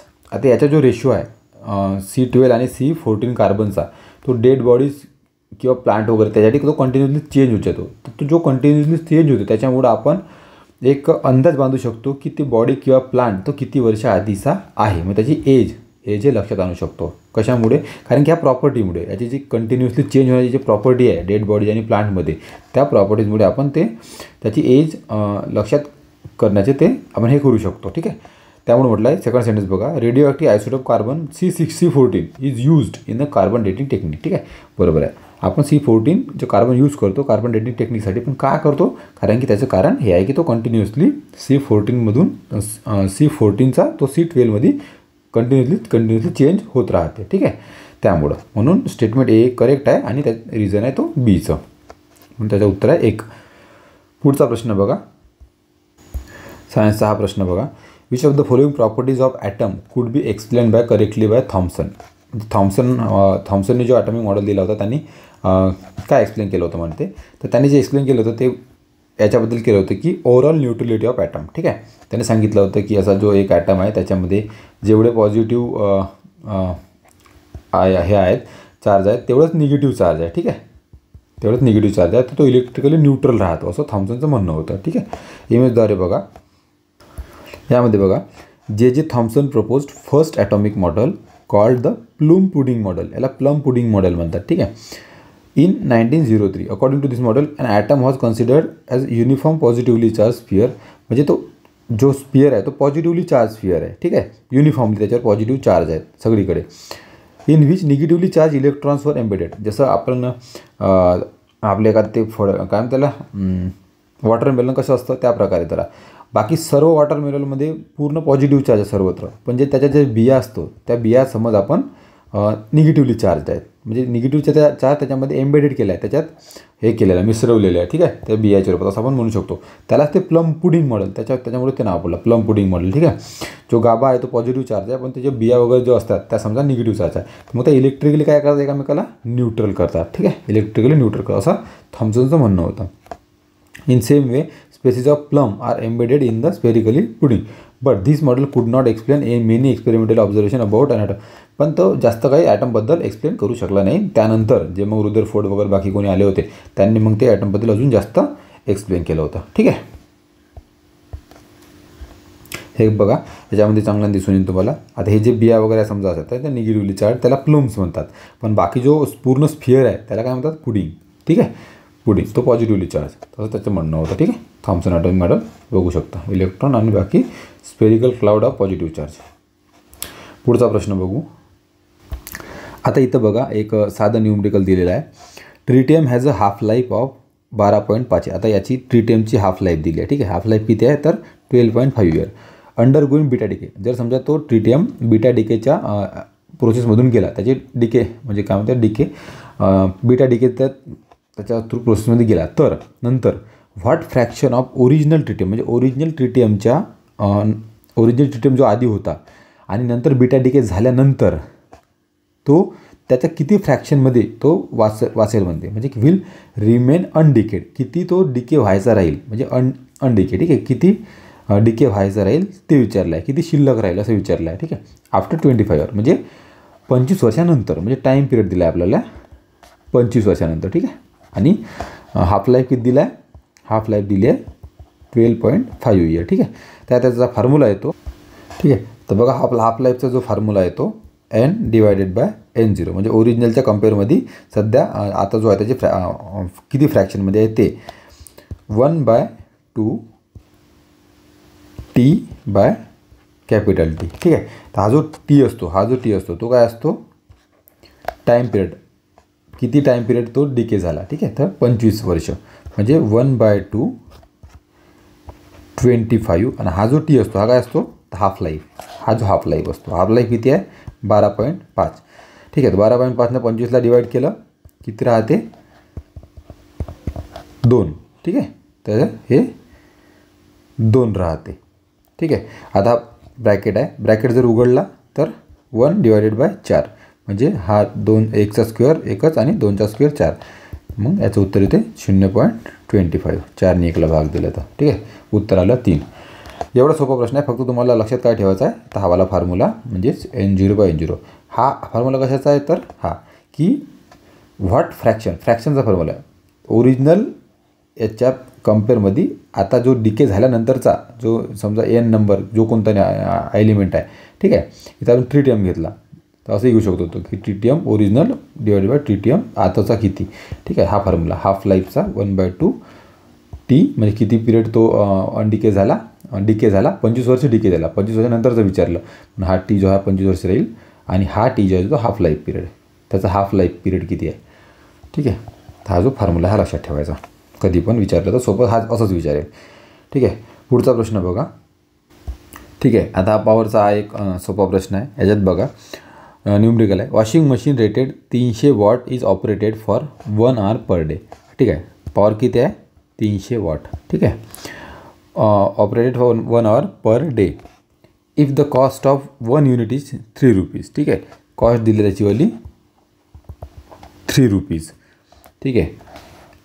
What will be the cost of energy to operate a washing machine for the month of March. तर March महिन्यात किती दिवस राहतात तर 31 दिवस. ठीक आहे. 31 दिवसासाठी त्याचा आपल्याला कॉस्ट काढायची आहे की तो वापरला तर किती राहील. तर आपण टाईम पिरियड आपल्याला माहीत आहे किती 1 hour पर डे. ठीक आहे. 1 hour पर डे इथे दिला आहे टाईम पिरियड. ठीक आहे. त्यानुसार आता बघा 1 unit म्हणजे किती होते 1 kWh. त्याचाच अर्थ 1000 Wh. ठीक आहे. त्याचे युनिट असतं 1 unit हे 1 unit असतं. ठीक आहे. हे लक्षात ठेवायचं असतं. आता बघा टोटल युनिट किती जळणार मार्च महिन्यात ते आपण काढू. ठीक आहे. टोटल नंबर ऑफ युनिट किती जळणार. आता बघा पॉवर किती पॉवरचा आहे तो आपला तर तो 300 पॉवरची मशीन आहे. ठीक आहे. 300 वॅट पॉवरची मशीन आहे. ठीक आहे. आणि किती दिवस चालणार आहे तर आता 31 दिवस चालणार आहे. पण 31 दिवस चालणार आहे आणि प्रत्येक दिवशी किती चालते 1 hour म्हणजे 1 hour पर डे. एका दिवशी 1 तास चालते. तर 31 दिवस चालणार आहे म्हणजे किती 31 तास चालेल. ठीक आहे.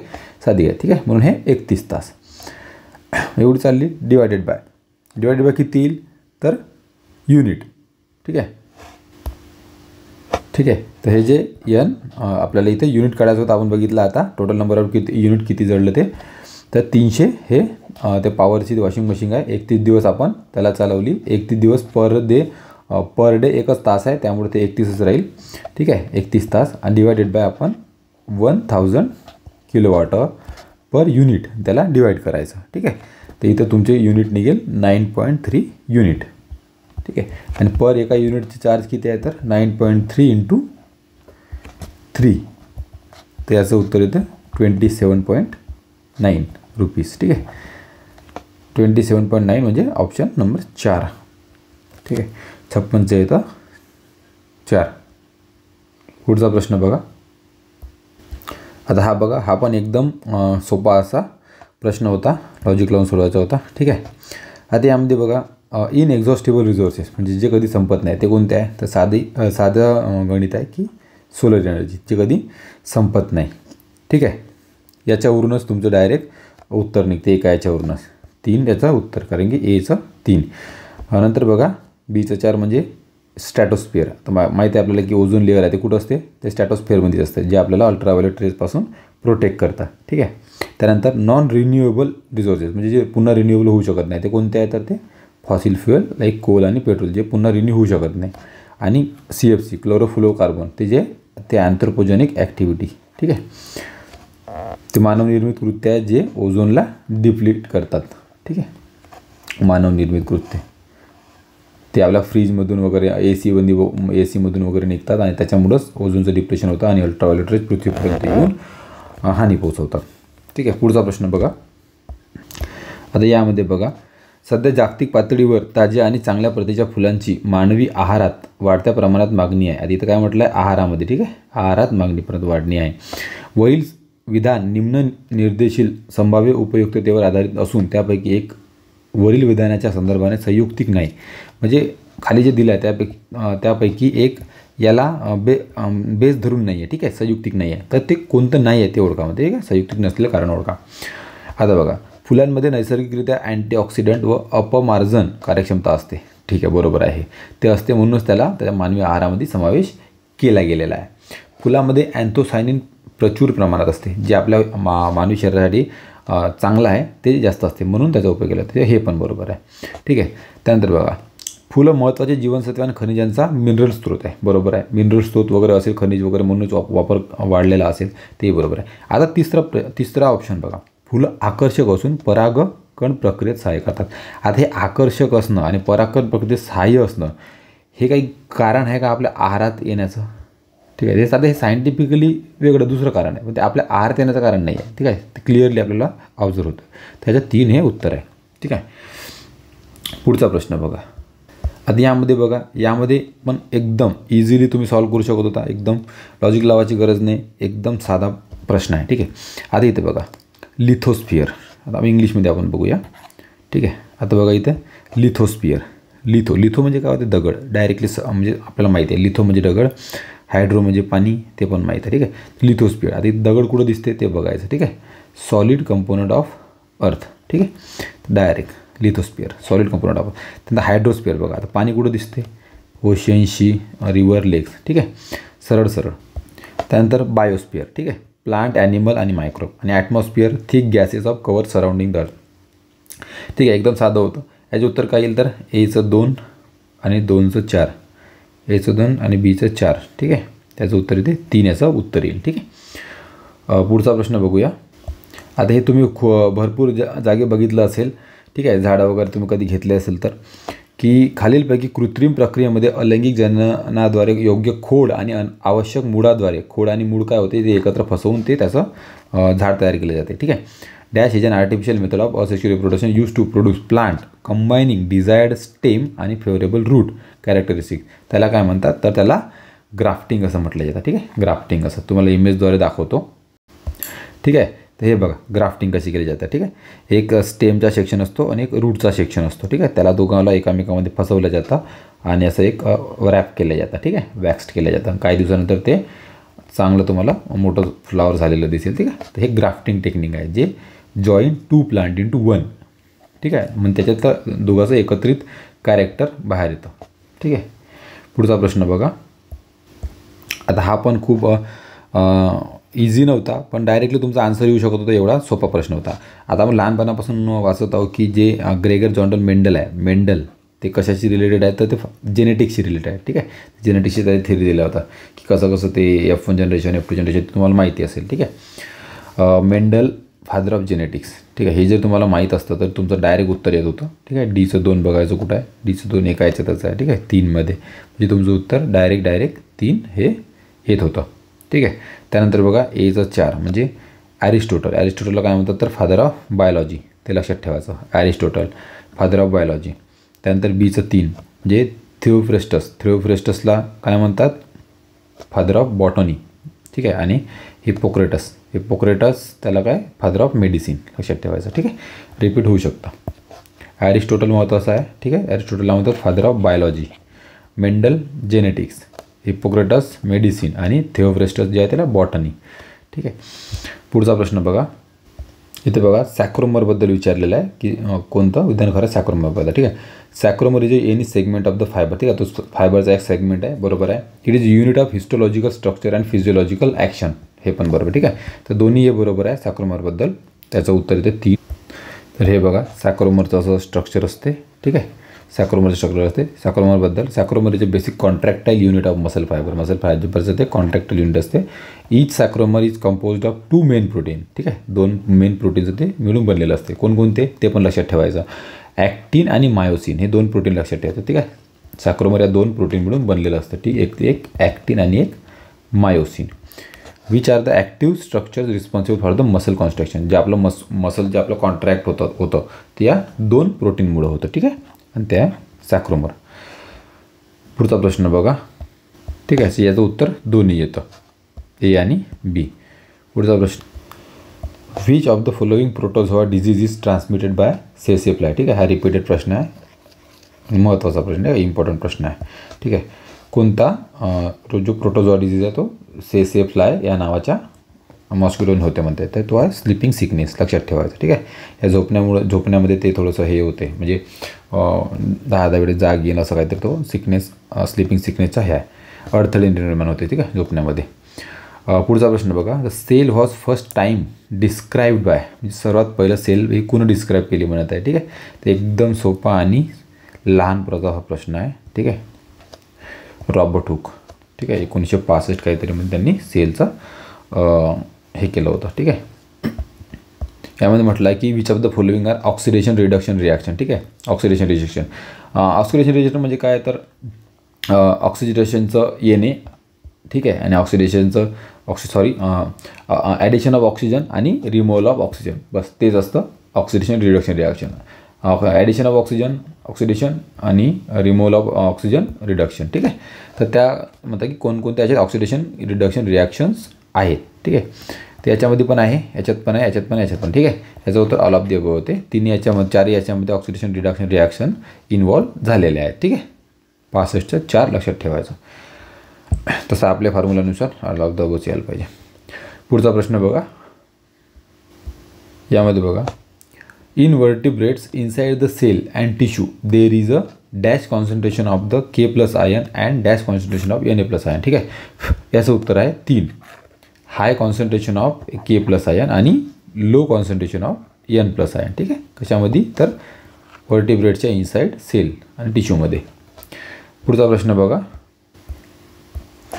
द EMF ऑफ EMFचं लॉंग फॉर्म होतो इलेक्ट्रोमोटिव्ह फोर्स. ठीक आहे, electromotive force. EMF of a chemical cell is positive when the free energy change of the reaction is less than 0. ठीक आहे, याचं उत्तर 2 आहे, लेस दॅन 0, लक्षात ठेवा. पुढचा प्रश्न बघा. तुम्ही जर पिरियडिक टेबलचा अभ्यास केला असेल तर तुम्हाला नक्कीच हा प्रश्न येईल. In modern periodic table which of the following statement about atomic radius. ठीक आहे, ॲटॉमिक रेडियस इज ट्रू. ठीक आहे, increase from top to bottom. ठीक आहे, हे बरोबर आहे. जो आपला पिरियडिक टेबल आहे तिथं म्हटलं की top to bottom atomic radius जे इन्क्रीज होते. ठीक आहे, हे बरोबर आहे. Decrease from top to bottom नाही, हे बरोबर असलं, हे चुकच येणार. Increase from left to right. ठीक आहे, हे चुकीचं आहे. लेफ्ट टू राईट इन्क्रीज नाही होत, तर तो लेफ्ट टू राईट डिक्रीज होते ॲटॉमिक रेडियस. ठीक आहे, म्हणजे इकडून इकडे. त्याचं उत्तर येईल ए आणि डी. कुठे आहे, ए आणि डी. ठीक आहे, 68चं 1 उत्तर येतं. ठीक आहे, पुन्हा एकदा पिरियडिक टेबल आणि त्याचे प्रॉपर्टीज वगैरे लक्षात करून घ्या अभ्यासून. पुढचा प्रश्न बघा. खालीलपैकी कुणाला टर्पेनॉइड समजले जाते. ठीक आहे, कुणाला टर्पेनॉइड म्हणतात खालीलपैकी. ठीक आहे, त्याच्यापैकी बोथ मेन्थॉल आणि विटॅमिन या दोन्हींना टर्पेनॉइड म्हटले जाते. ठीक आहे, लक्षात ठेवा. पुढचा प्रश्न बघा. Number of unpaired electron in tetrahedral NiCO4. आता NiCO4मध्ये अनपेअर्ड इलेक्ट्रॉन किती आहे म्हणते, तर तिथे 0 अनपेअर्ड इलेक्ट्रॉन. ठीक आहे, आपण डायग्राममध्ये बघूया तसं. या डायग्राममध्ये बघा. ठीक आहे, एकही अनपेअर्ड इलेक्ट्रॉन नाही, सर्व बॉन्ड करून ते तयार झालं. ठीक आहे, आता डॅश डॅशचा अर्थ काय होते की तो मागच्या साईडला दाखवला आहे म्हणून ते डॅश डॅश दाखवला. ठीक आहे, हा त्या साईडला असतो कार्बन ॲटम. ठीक आहे, सगळीकडं बॉन्डिंग आहे, कुठेही एक्स्ट्रा इलेक्ट्रॉन वगैरे काही आहे नाही की जो अनपेअर्ड आहे. ठीक आहे, म्हणून ते म्हटलं आहे की किती अनपेअर्ड इलेक्ट्रॉन आहे, तर 0. ठीक आहे, लक्षात ठेवा. NiCO4. पुढचा भाग पॉलिटिक्स आहे. ठीक आहे, प्रश्न क्रमांक 71 बघा. मंत्रिमंडळ सचिवालयाच्या कॅबिनेट सेक्रेटरिएट संदर्भात खालील विधाने कोणती सत्य आहेत. ठीक आहे, करेक्ट ट्रू विधाने विचारलेली आहेत. ते इसवी सन 1950मध्ये स्थापन करण्यात आलेले आहेत, तर 50मध्ये स्थापन करण्यात नाही, चुकीचं आहे. ते पंतप्रधानांच्या मार्गदर्शनाखाली काम करते, एकदम बरोबर आहे. ते रेषा संघटना लाईन एजन्सी आहे, तर नाही, ती चुकीचं आहे. ते केंद्र सरकारमध्ये मुख्य समन्वयक म्हणून कार्य करते. ठीक आहे, ते बरोबर आहे. तर याचं उत्तर आहे 3. याचं उत्तर आहे. ठीक आहे, आपण बघूया. कॅबिनेट सेक्रेटरिएट हे जे कॅबिनेट सेक्रेटरीएट आहे हे आधीपासूनच आहे, 1860-80पासूनच आहे. त्यानंतर 1946-47 जेव्हा भारत स्वातंत्र्य झालं तेव्हा त्याचं नाव बदलून म्हणजे सेक्रेटरीएट वगैरे करण्यात आलेलं होतं आणि तेव्हापासून ते अस्तित्वात आहे. तर 1950मध्ये वगैरे नव्हतं. ठीक आहे, म्हणून त्याचं उत्तर बी आणि डी आहे. ठीक आहे, ते लाईन एजन्सी नाही तर ते एक स्टाफ एजन्सी आहे. ठीक आहे, लक्षात ठेवा नाव, स्टाफ एजन्सी. पुढचा प्रश्न बघा. इथे बघा योग्य पर्याय निवडायचा आहे आपल्याला. भारतात घटनादुरुस्ती विधेयक केवळ राष्ट्रपतीच्या पूर्वपरवानगीने एकदम चुकीचं आहे. ठीक आहे, पूर्वपरवानगी आपण घेत नाही. अमेरिकेत प्रत्येक घटनादुरुस्तीस किमान 2/3 घटक राज्याच्या विधिमंडळाद्वारे मान्यता मिळणे आवश्यक आहे. हे पण चुकीचं आहे. इथं स्टेटची 3/4 ठीक आहे 3/4 इतकी मान्यता मिळणे आवश्यक आहे. ठीक आहे. स्वित्झर्लंडमध्ये राज्यघटनेमध्ये केलेला बदल सर्व मताचा अवलंब केल्याशिवाय अंमलात येऊ शकत नाही. ठीक आहे, त्याला प्लेबिसाईट म्हणतात, म्हणजे लोकांचं पण मत घेतलं जाते. ठीक आहे, हे बरोबर आहे. ऑस्ट्रेलियात राज्यघटनेमध्ये बदल केवळ दोन्ही सभागृहांनी पूर्ण बहुमताने केलेल्या कायद्याद्वारे करता येतो. हे पण बरोबर आहे. ठीक आहे, तर याचं उत्तर आहे 4, सी आणि डी दोन्ही बरोबर आहे. पुढचा प्रश्न बघा. यामध्ये लोकसभेच्या सभापतीबद्दल विचारलं आहे. ठीक आहे, काय बरोबर आहे ते विचारलेलं आहे. ठीक आहे, त्याचे वेतन आणि भत्ते भारताच्या संचित निधीवर भारित केले जातात. एकदम बरोबर आहे. कॉन्सॉलिडेटेड फंड ऑफ इंडियावर. त्याला समान मत विभागणीशिवाय मत देता येत नाही. ठीक आहे, म्हणजे जेव्हा एखादं बिल आहे त्यावर जर इक्वल मत पडलेली आहे, ठीक आहे, तर तेव्हाच फक्त सभापतींना आपलं फायनल वोट देता येते. त्याला विक्ट्री वोट म्हणतात. म्हणजे जर जिकडे लोकसभा सभापती वोट देईन ते त्या बाजूला ते बिल जाणार आहे. ठीक आहे, त्याला फायनल वोट म्हणतात. तर त्याशिवाय देता येत नाही. बरोबर आहे. त्यानंतर त्याच तिला सभागृहात हजर राहून मतदान करणाऱ्या सदस्याच्या बहुमताने पारित केलेल्या ठरावाद्वारे पदावरून दूर करतात. तर हे एकदम चुकीचं आहे. ठीक आहे, तर हजर राहून मतदान करणाऱ्या सदस्य बहुमताने नाही आहे. ठीक आहे, तर जे टोटल असते त्याच्या बहुमताने असते. ठीक आहे, स्पेशल मेजॉरिटीने. त्यानंतर तिचे स्थान पंतप्रधानापेक्षा वरचे असते.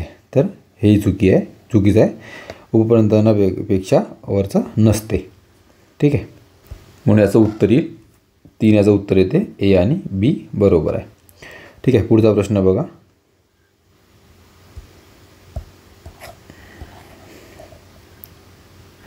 इथे विचारलं की कोणतं करेक्टली मॅच नाही केलं आहे ते विचारलं. ठीक आहे, नॉट करेक्टली मॅच.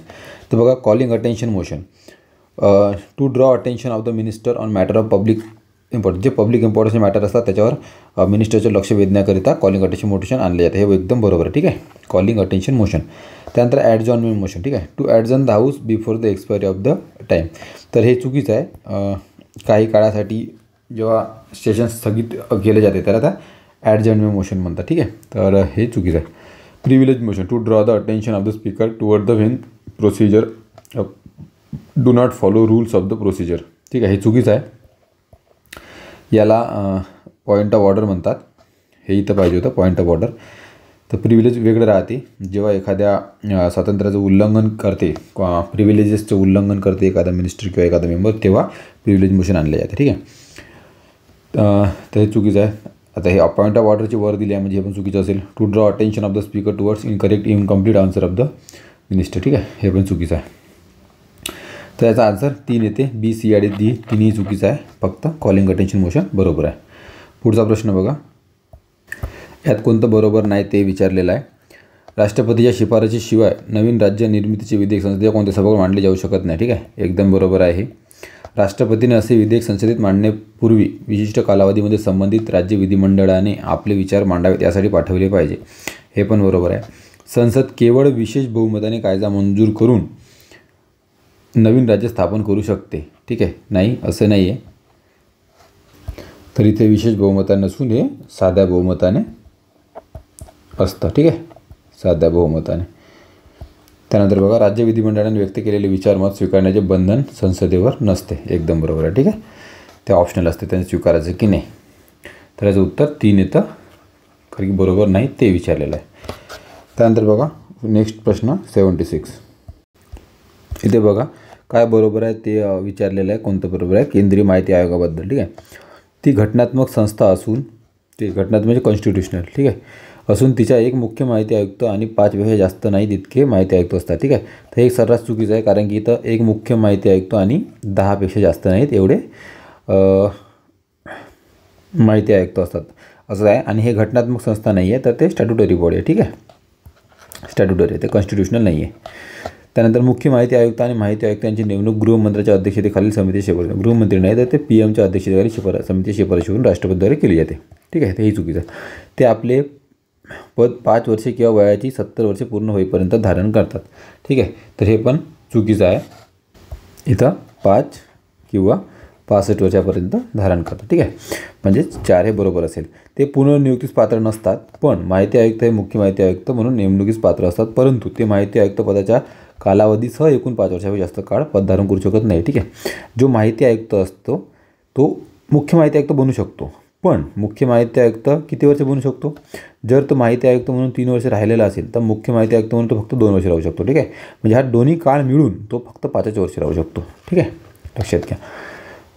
पुढचा प्रश्न बघा. याच्यामध्ये म्हटलं आहे की डॅश या परिस्थितीमुळे न्यायिक सक्रियतेला चालना मिळते. न्यायिक सक्रियता म्हणजे ज्युडिशियल ॲक्टिव्हिजम. ठीक आहे, जिथे जिथे न्यायाचं काम पडते. जेव्हा विधिमंडळे आपली जबाबदारी पार पाडण्यात असफल होतात, बरोबर आहे, तेव्हा ज्युडिशियल ॲक्टिव्हिजम आपलं सक्रिय होतं. बरोबर आहे.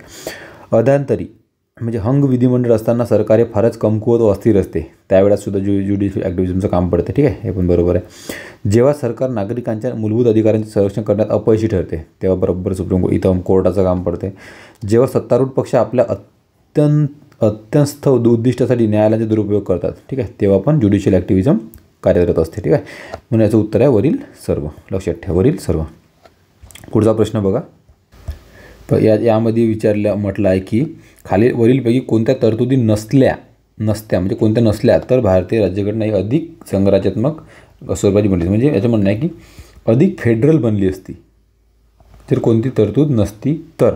ठीक आहे, बघा. पहिलं, शेषाधिकारी केंद्र शासनाकडे आहेत. बरोबर आहे, तर हे बरोबर आहे, कारण की हे जर केंद्र शासनाकडे नसते आणि हे राज्य शासनाकडे शेषाधिकार असते समजा, तर हे अजून फेडरल बनलं असतं, म्हणजे हे पण येऊ शकते. अधिकारांची विभागणी घटक राज्य आणि केंद्र शासनामध्ये केलेली आहे. हे केलेली आहे म्हणून आपण घटक राज्य आहोत. ठीक आहे, हे नसलं तर उलटं ते घटक राज्य चाललं गेलं असतं, म्हणून हे नाही. ठीक आहे, याच्यामुळे तर आपण फेडरल आहे. राष्ट्रपती घटक राज्याच्या विधेयकावर निर्णायक नकाराधिकार वापरतात. ठीक आहे, बरोबर आहे. हे जरी नसतं तर अधिक फेडरल झाली असती, म्हणजे हे पण बरोबर आहे. म्हणजे प्रश्नाच्या हिशोबानं केंद्र शासन हे राज्याच्या संमतीविना राज्याचे नाव, सीमा आणि क्षेत्र बदल करू शकते. बरोबर आहे, केंद्राची हुकुमशाही चालते इथं, म्हणजे हे जर नसतं तर म्हणजे फेडरल असतं आपण, म्हणजे हे पण बरोबर आहे. तर A, C आणि D, जर हे A, C आणि D जर नसते तर आपलं जे भारत आहे ते अजून संघराज्यात्मक बनलं असतं. ठीक आहे, म्हणजे स्टेटले पण तेवढीच पॉवर आणि युनियनला पण तेवढीच पॉवर अशी राहिली असते, म्हणजे किंवा स्टेटला जास्त पॉवर राहिली असते आपण म्हणू शकतो. ठीक आहे, त्याला फेडरल म्हणतात. पुढचा प्रश्न बघा.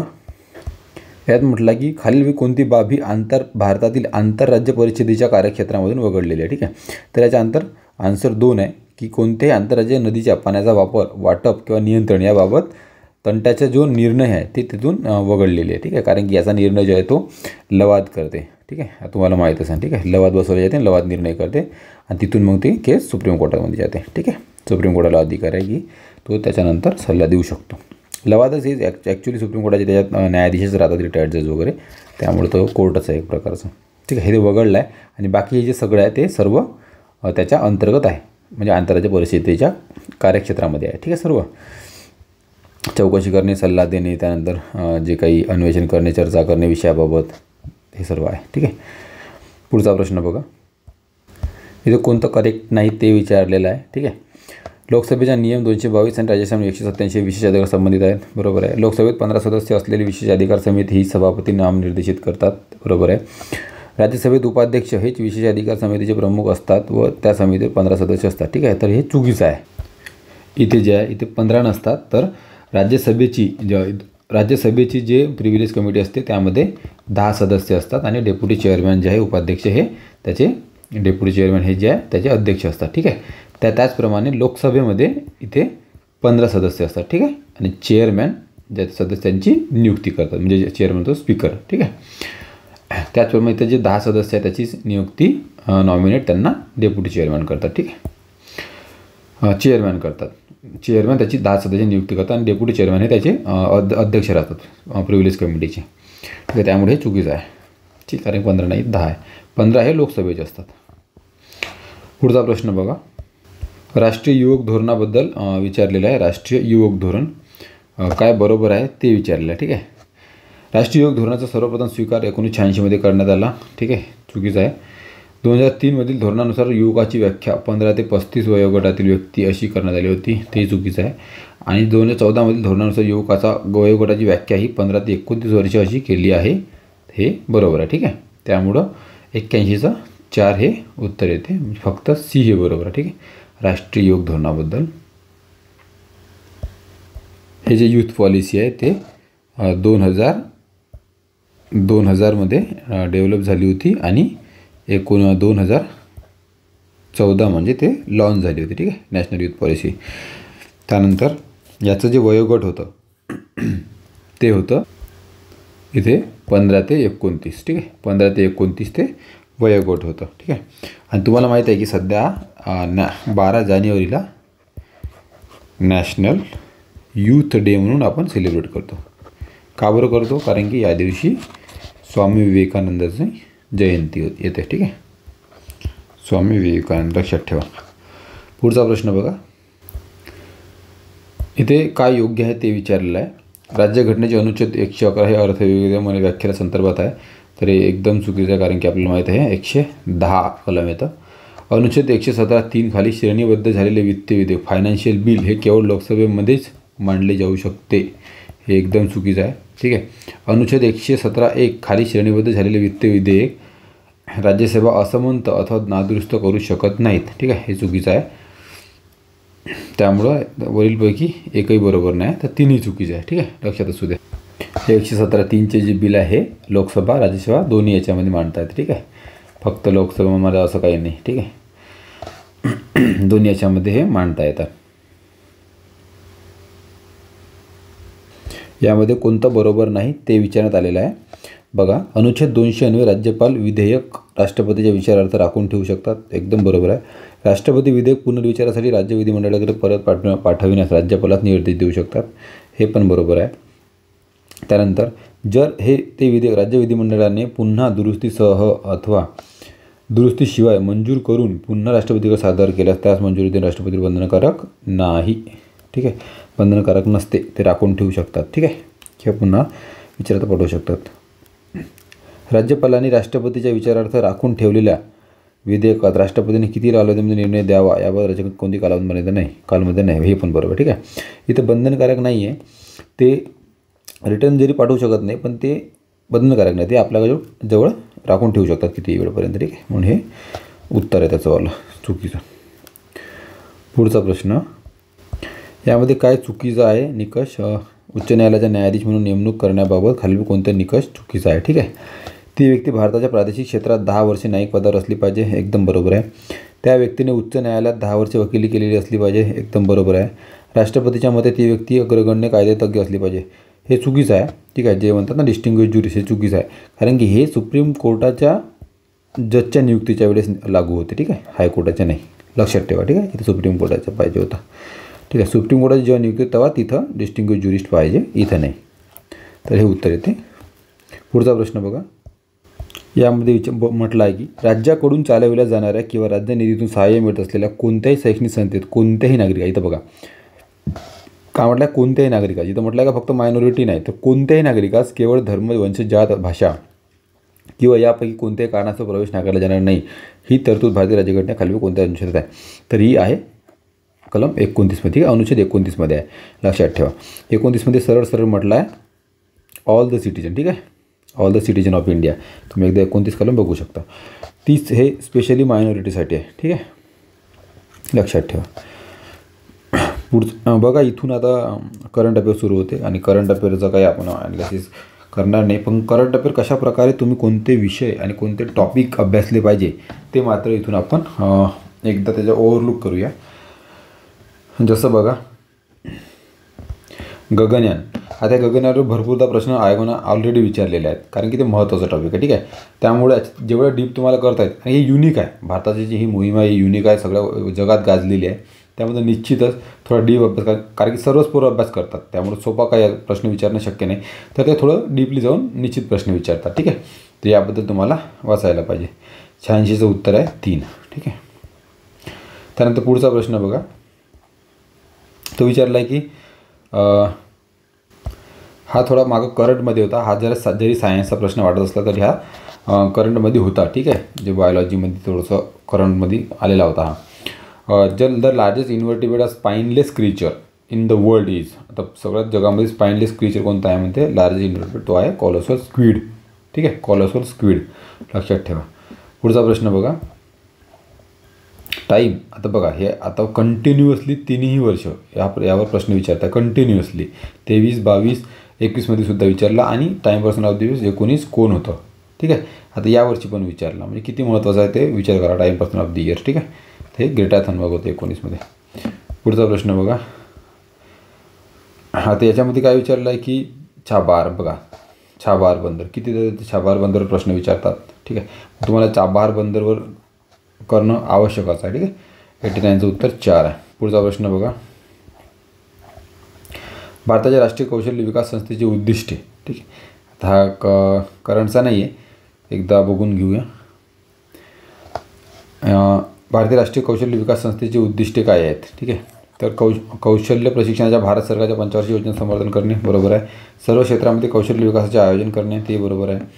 विद्यमान कौशल्य विकास योजनांच्या परिणामकारकतेमुळे मूल्यांकन करणे, तेही बरोबर आहे. उन्नत समाजासाठी आर्थिक स्वावलंबनातून महिलांचे, आता इथं महिलांचं सक्षमीकरण कुठून आलं, ते चुकीचं आहे, ठीक आहे. याचं उत्तर ABC आहे. पुढचा प्रश्न बघा,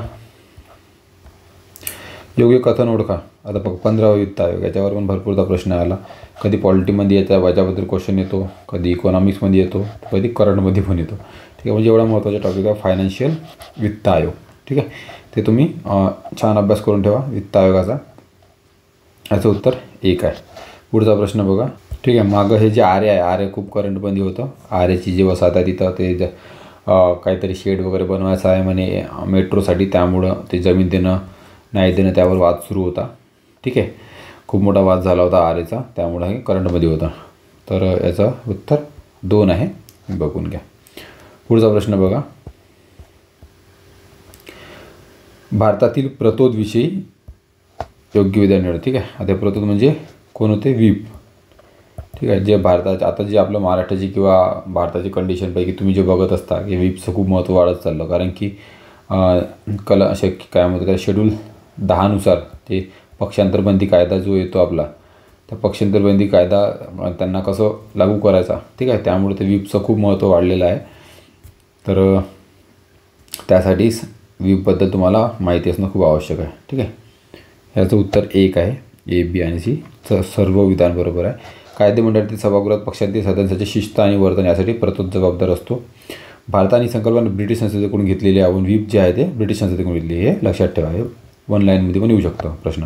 अतिरिक्त प्रतोदच्या सहाय्यक एक मुख्य प्रतोद असतो, बरोबर आहे. राष्ट्रपतीच्या निवडणुकीच्या वेळी प्रतोद खासदार आणि आमदारांना विशिष्ट रीतीने मत देण्यासाठी निर्देशित करू शकत नाही, ठीक आहे, तेही बरोबर आहे. त्यानंतर पुढचा प्रश्न बघा,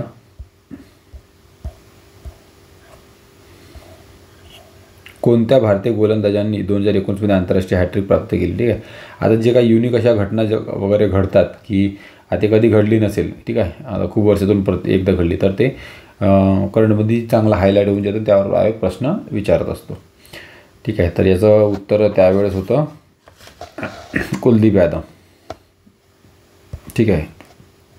मोहम्मद शमी आणि जसप्रीत बुमराह या तिघांनी 2019मध्ये हॅट्रिक प्राप्त केली होती. कोण, कुलदीप यादव, बुमराह आणि मोहम्मद शमी, ठीक आहे. तर लक्षात ठेवा. त्यानंतर पुढचा प्रश्न बघा, ॲमेझॉन जंगलाविषयी योग्य विधान विचारलेलं आहे, ठीक आहे. हे एक उष्णकटिबंधीय पावसाळी जंगल आहे, एकदम बरोबर आहे. या जंगलाच्या पूर्वेला अटलांटिक समुद्र आहे, ते पण बरोबर आहे. या जंगलाने इक्वेडोरचे 40% भाग व्यापला आहे, हे चुकीचं आहे, ठीक आहे. या जंगलात मकाऊ, ट्यूकनस आणि ब्लॅक स्किमर्स आहेत, ते पण बरोबर आहे. तर याचं उत्तर येते 4, 95चं 4, ठीक आहे. त्या ॲमेझॉनबद्दल तुम्ही अजून एकदा डिटेल बघून घ्या. त्यानंतर 96 बघा, खालीलपैकी इराणच्या महिला संदर्भात 2019मध्ये कोणता महत्त्वाचा निर्णय घेण्यात आला. आता बघा, हे जे मिडल ईस्ट कंट्रीज आहेत, ते अरेबिया, सौदी अरेबिया, इजिप्त वगैरे, इथं महिलांना खूप बंधन आहे, ठीक आहे. त्यांना असं फ्री हँड नाही आहे की तुम्ही काही पण करू शकता असं. मग त्यावेळेस काय होतं की त्यांना आता जसं आजच्या समाजामध्ये थोडंसं जे लिबरल होत चाललं आहे जग, त्यामध्ये त्यांना पण मग मुस्लिम कंट्रीजमध्ये त्यांना पण महिलांना थोडे फ्रीडम देणं सुरू आहे. म्हणजे कधी विमानात बसणं, कधी विमान चालवणं, ठीक आहे, कधी बुरका घालून फिरणं, असे फ्रीडम देणं सुरू आहे. तर मग ते एखादा फ्रीडम एखाद्या देशामध्ये अलाव केला तर तो एक चांगला मोठा टॉपिक बनतो करंट अफेअरचा आणि त्यावर आयोग प्रश्न विचारत असतो. त्यातलाच हा एक मुद्दा होता की फुटबॉल पाहण्यासाठी स्टेडियममध्ये जाण्याचा अधिकार त्यांना देण्यात आला होता इराणच्या महिलांना. म्हणजे बघा, ते सामने पण बघू शकत नव्हते स्टेडियममध्ये जाऊन. तर ते मोठी घटना आहे, ठीक आहे, की त्यांना अलाव केलं गेलं आहे. त्यामुळे ते प्रश्न विचारतात. पुढचा प्रश्न बघा. आता नॅशनल फिल्म अवॉर्ड, ठीक आहे, नॅशनल फिल्म अवॉर्डवर आपल्याला प्रश्न येत आलेला आहे, ठीक आहे.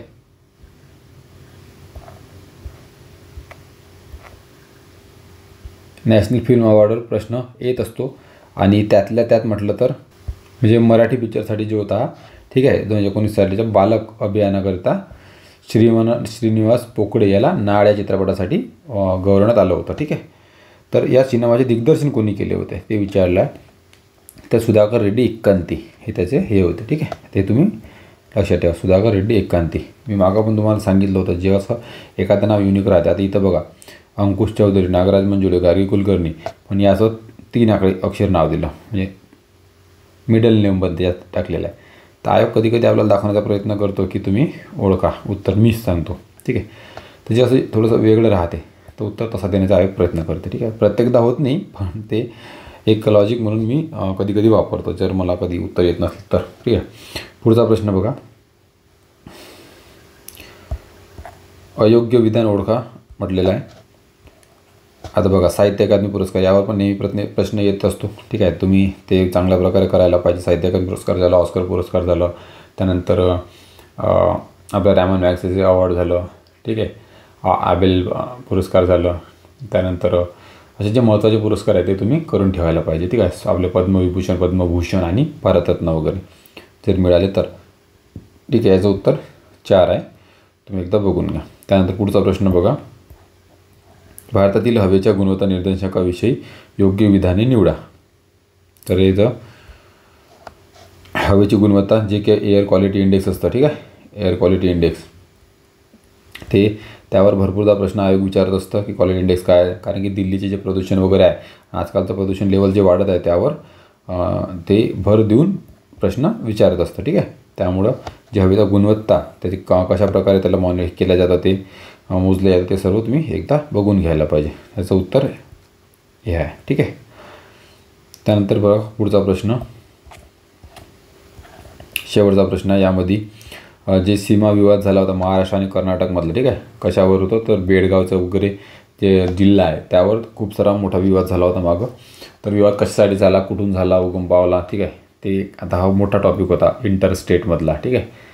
त्यामुळे हा प्रश्न विचारण्यात आला होता. तर असे काही असल्यावर तर तुम्ही तो अभ्यासून घेत चला. जसं याचं उत्तर 3 आहे.